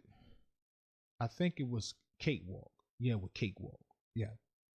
And I was messing with Cakewalk, and I put that in there because Cakewalk need more sounds. And that's when I was testing this out inside Cakewalk. So that's how they came upon. But I really don't need this in Studio One. Now, when I was telling y'all about how, Reason give you all these type of styles of instruments, from fake instruments and new instruments of the world. Presence have all that in one. Right here. Every instrument that all the Reason instruments has, every sound, just Presence alone has that alone. Every instrument you could think of, world instruments, everything. And then you still can buy more on the website to add to it. So it's kind of like you got one instrument that does everything. It's a sampler, at the same time. Mojito is more of like a mono subtract synthesizer. So this is more like the Maelstrom or the Subtractor type thing, right? And now this one is everything. The Mojito is kind of like in the same thing. Like I think it's like a symphonic or mono synth, if I'm correct. And like I say, this one has everything in it. And if you got a sound, like how Reasons you create the Combinator. Because sometimes you don't know if you want to create a Combinator. You drop your first instrument inside Reasons. You're like, hey, well, I don't even know if I want to try or add anything else to this sound. So in Reasons, you have to select each one of those instruments and then put them in a folder, put them in a Combinator together, as you go. You have to create a Combinator first to really think about that sometimes. Like, for example, like, let me go back to it to explain better, to make my point. Like, if you got this instrument already in here, and then you drag another instrument in, right? And let's say you want both of these instruments to be in a Combinator together. See, why this instrument way up here? This down. Make these be together. Right. So let's say you want these two instruments to be in a Combinator together. What you do, you press hold Shift, select, and then you right click and you press where is that? Combine. Oh, why didn't combine? Oh, is that it?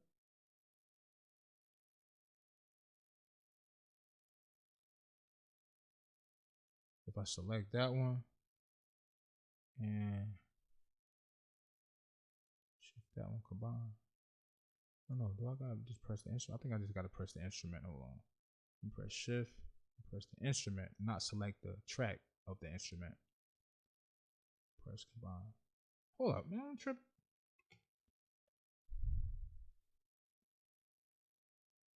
Come on, select. Okay, we select these two. I don't know, shift that, shift that. Maybe I'm doing something wrong. Give me 1 second. Hold on.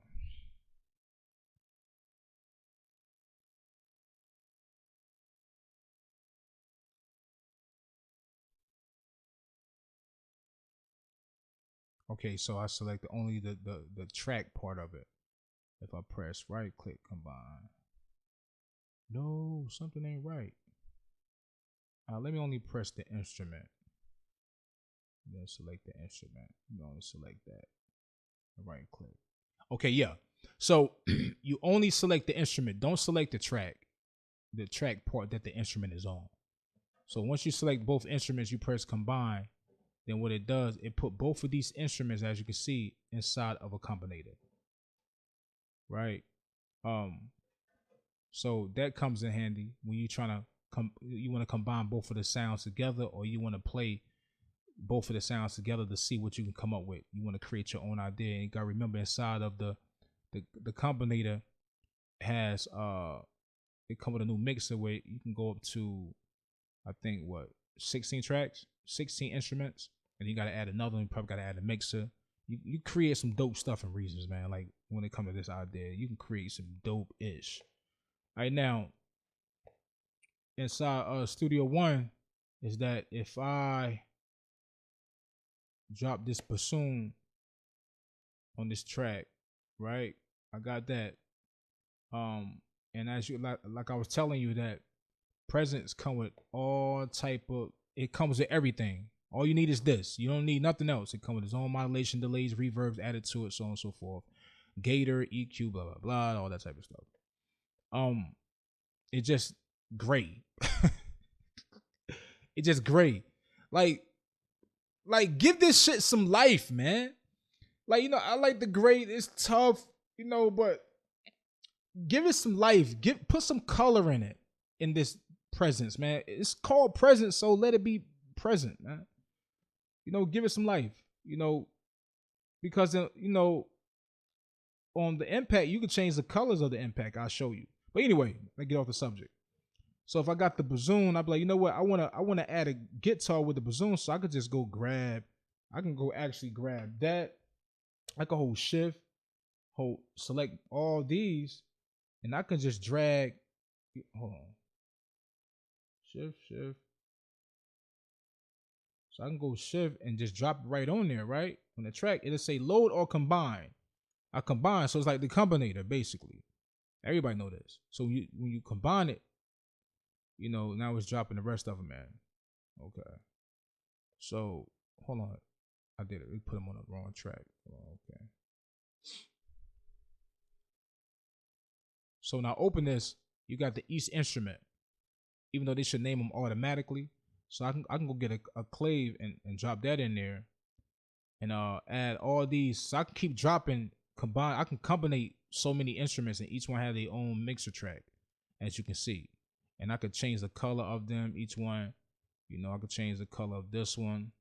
You can name them, so you won't fuse each other. And then when you go to the mixer, they already.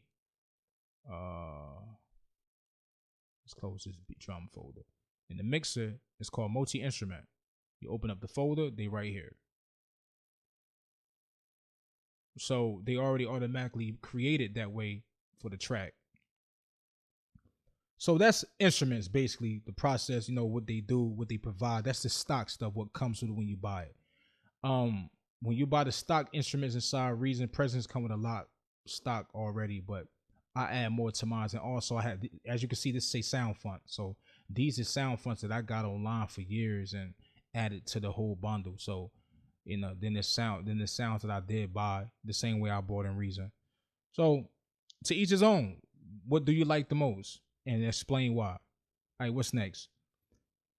Send effects. Send effects. Let's say you have this audio track, and let's say this audio track is your vocals right here, this yellow track, and you want to send effect to it. Two ways you can do it, right? Two ways you can do it. As you can see, you got send, you got insert, you got send. We already know what that is. So if I wanna send a reverb, matter of fact, let me add it. If I want to send a reverb to this track, I just get if I want to send a vocal preset female, I just get it, I drop it right here on the send, and it'll create a send for me, FX track automatically for me. Just that quick. I could just go up and down with it, how much I want to add to the track and all that. All right, now, see, I got this track, and I got this track, and I want to send that same effect to these 3 tracks, right? So what I can do, I can select these 3 tracks, and I can drag this, drop it right here. Hold on, let me select these 3 tracks. So I can drag these right here. And what it would do, it would add that send for all 3 of those tracks. Like that. That's how you send effects. What else? Let's say this, send effects / panning.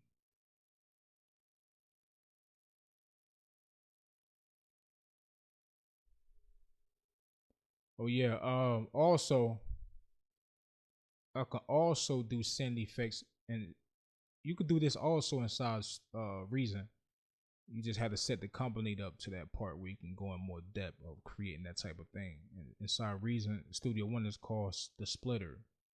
And what I have to do, and delete these, let me remove these tracks. Yo, my mouse is moving so sluggish right now. Like, it's really just making my arm tired, man. I kid you not. This is crazy. I don't know why it's moving like that, man. Man.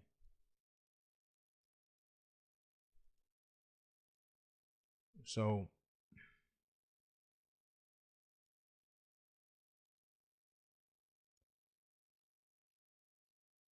I could add a, so this shit keep doing this. So what I can do, matter of fact, hold up. What's the other bag on mouse? Maybe it's this mouse.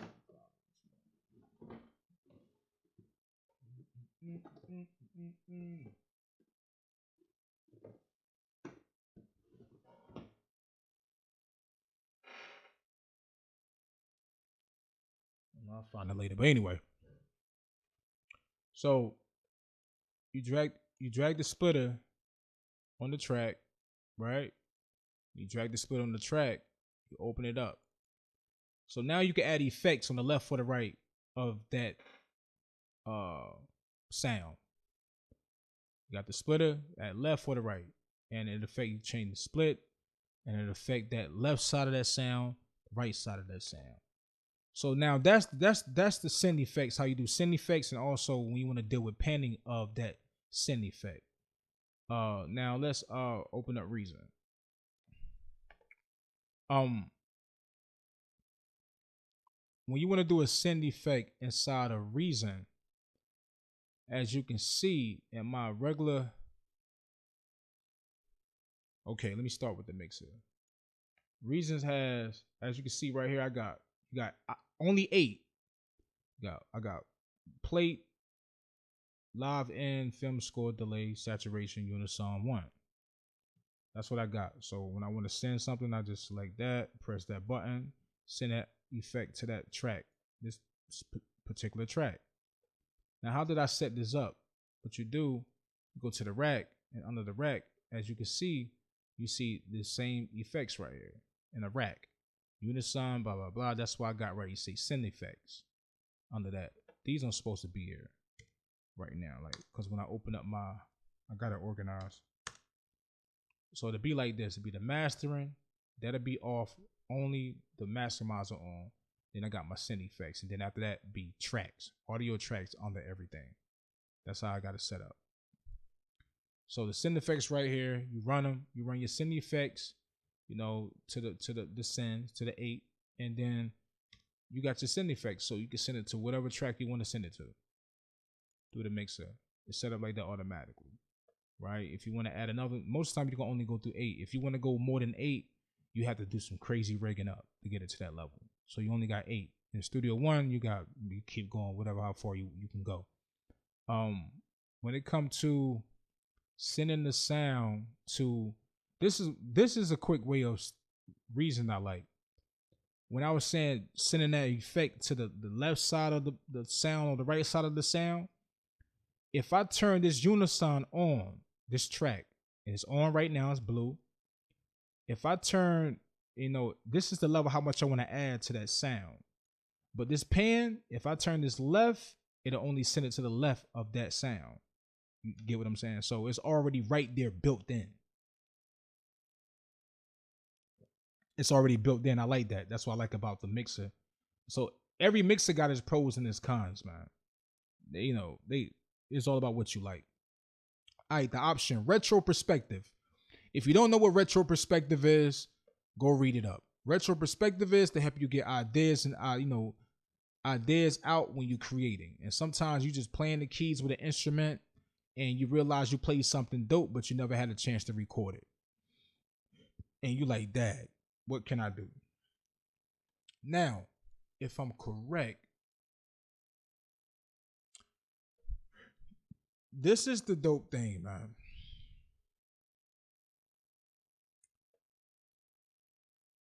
Reason has this tool, right? Let me drop an instrument in. Let me drop the door in. And you go to players. And I downloaded it. It's called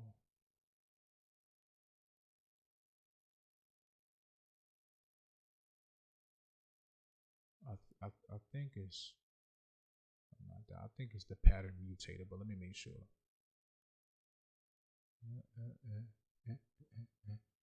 Yeah, it's the pattern mutator. So what you do, open up the rack and you drop the pattern mutator on its back like that. And what you do, before you record anything on the sequencer, you, in different patterns, you just play stuff. And I can't play the keys right now, but you play stuff and it do crazy loops and all that type of stuff. And then you can change it to this side and it'll mutate it.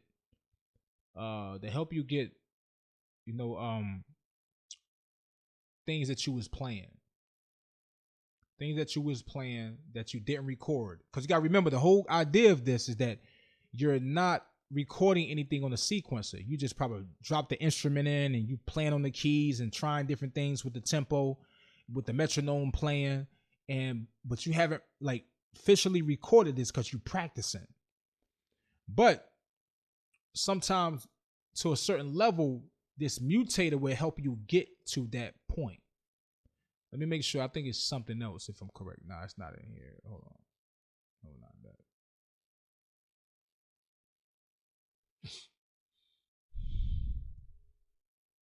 Is it in here? No. Yeah, so the mutator is a good tool to use for that type of level. And I also think the polystep sequencer to a certain level can also do that. Now, again, what is retro perspective? Because Studio One has it built in where, if you select a MIDI track, an instrument track, let's move this out the way, and you select the instrument track, you see the option. Matter of fact, I gotta drag instrument in.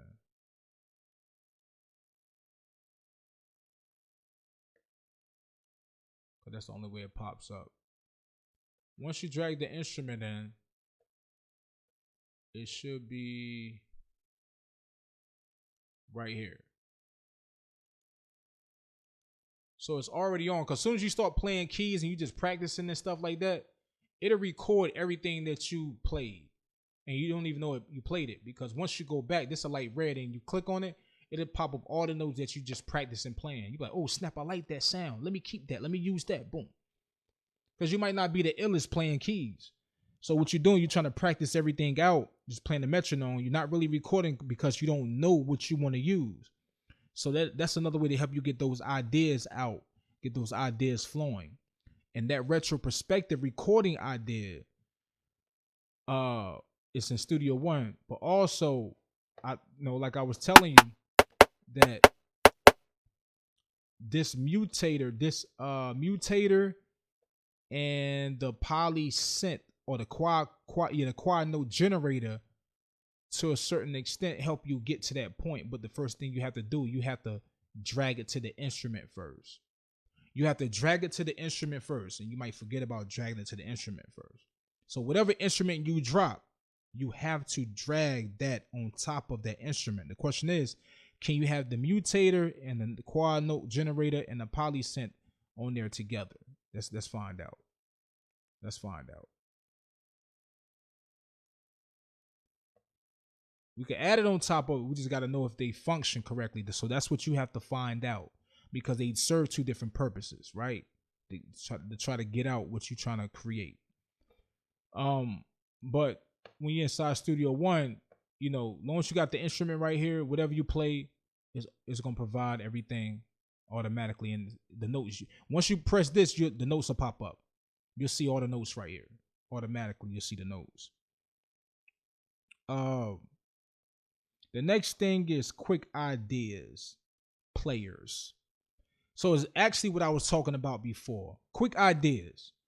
Things to help you come up with quicker ideas inside Studio One when you're making a beat. And one of them I was saying, let's start right here. If I drag this right here, I got something called fill with notes. If I press fill with notes, an option will pop up. Based on how I select this stuff right here, I can go in detail with this, but trust me, it's a lot. But once you select what you like, you press OK. You know,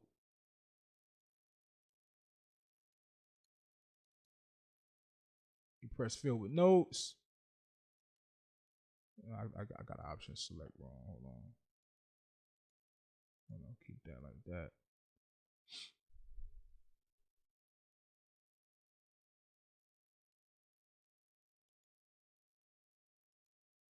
And then I press that, and then it'll create notes for me. I play it back. Sometimes it sounds good, sometimes it don't. You can come up with ideas. If you like something, you can select it and build around it. That's the whole point of that option. This mouse, man. So delete that. Again, you press fill with notes again. You press it again, and based on how you set this, if I go to 1-2, you know, it'll do 1-2 notes. You got to make sure it's filled with whole part or fill loop range. Press OK, it'll do it again. You know, Control Z. Press fill notes again. You can select this and move it in a certain note range if you want to. You know, based on that note range, you press OK, it'll be in that note range. And it come up with crazy ideas, but a lot of the times it's okay. It's not the best, you know, when it comes to those type of ideas. And guess what? It's many more you can use. You got fill with notes. You go to actions. You have, matter of fact, let me right click. Let me see. Let me check that out. You have fill with notes. You have thin out notes, randomized notes, mirror notes, repeat notes to end, extend part 1. You got a few options where you can try to create, you know, different ideas of music and stuff like that. And then on top of that, on the instruments right here, you have note effects where you got the arpeggiator, the quarter, the input filter, and the repeater. And they do different type of movement of whatever. And on top of that, even the stock instrument has like a little bit of options of this already built in it. Now, when you're dealing with Reason players are dope. Reason players, all these come up with some crazy ass ideas, man. Especially this beat map. You put that on the top of the drum machine, you come up with some crazy groove of how to play drums. So yes, when it come to creativity using players, Studio One is not effing with this, bro. You got no echo, you got dual arpeggiator. You could do the arpeggiator sound, the same arpeggiator I did in there. That's inside Studio One. You got drum sequencer that you can use. It's more like the same idea of using the drum pattern inside Studio One, or the drum the Region drum computer inside of Reason. You have the polysynth sequencer. You got the quad note generator. And this right here called a arpeggiator music system that I put. You add this on top of one of the instruments, it will create all type of crazy chords for you. It will create crazy chords for you, and they sound great. Like official chords. You got to try it. Watch a video about it. I actually got a video for that on my page if you want to see more depth of what this can do. It's called the aggregator, something like that, music system. This thing is a cheat code. I'm sorry, this shit is a cheat code. It's sad. Like that's why I tell people, use this stuff, but don't cheat yourself. Still learn how to play the keys, man. Don't cheat yourself just using this. But this thing, you use this, you will forget about playing any keys. I kid you not. That's how dope it is. And then it's like, it's levels to it once you add it on there, and it plays, come up with all type of ideas. You could just, and when you add it on top of the instrument, you can press randomize right here. So again, when it comes to creating ideas, they both got their pros and cons with it, what they can do. It's levels to it. But this video again is about what's more suitable for you, right? Or you're only a producer, only an engineer, you only record artists, you only mixing and mastering. I like to hear your opinions. But the main thing before I go, I want to hear the people opinion that do everything. Why you choose Reasons over Studio One, why you choose Studio One over Reason. Which one is the best to you? Of everything I showed you in these videos, of everything, what DAW do you still decide to run with? Reasons is number one. Studio One is number two. And you type that one in, you type that two in. Y'all tell me, give me your opinions, man. What your opinions is great. What matters, because at the end of the day, it's still about your workflow. Because like I tell people in my previous videos, if you only make beats, there's only certain things you need. And if I miss anything that I can compare Reason and Studio One to, y'all let me know. Peace. This is YYBY.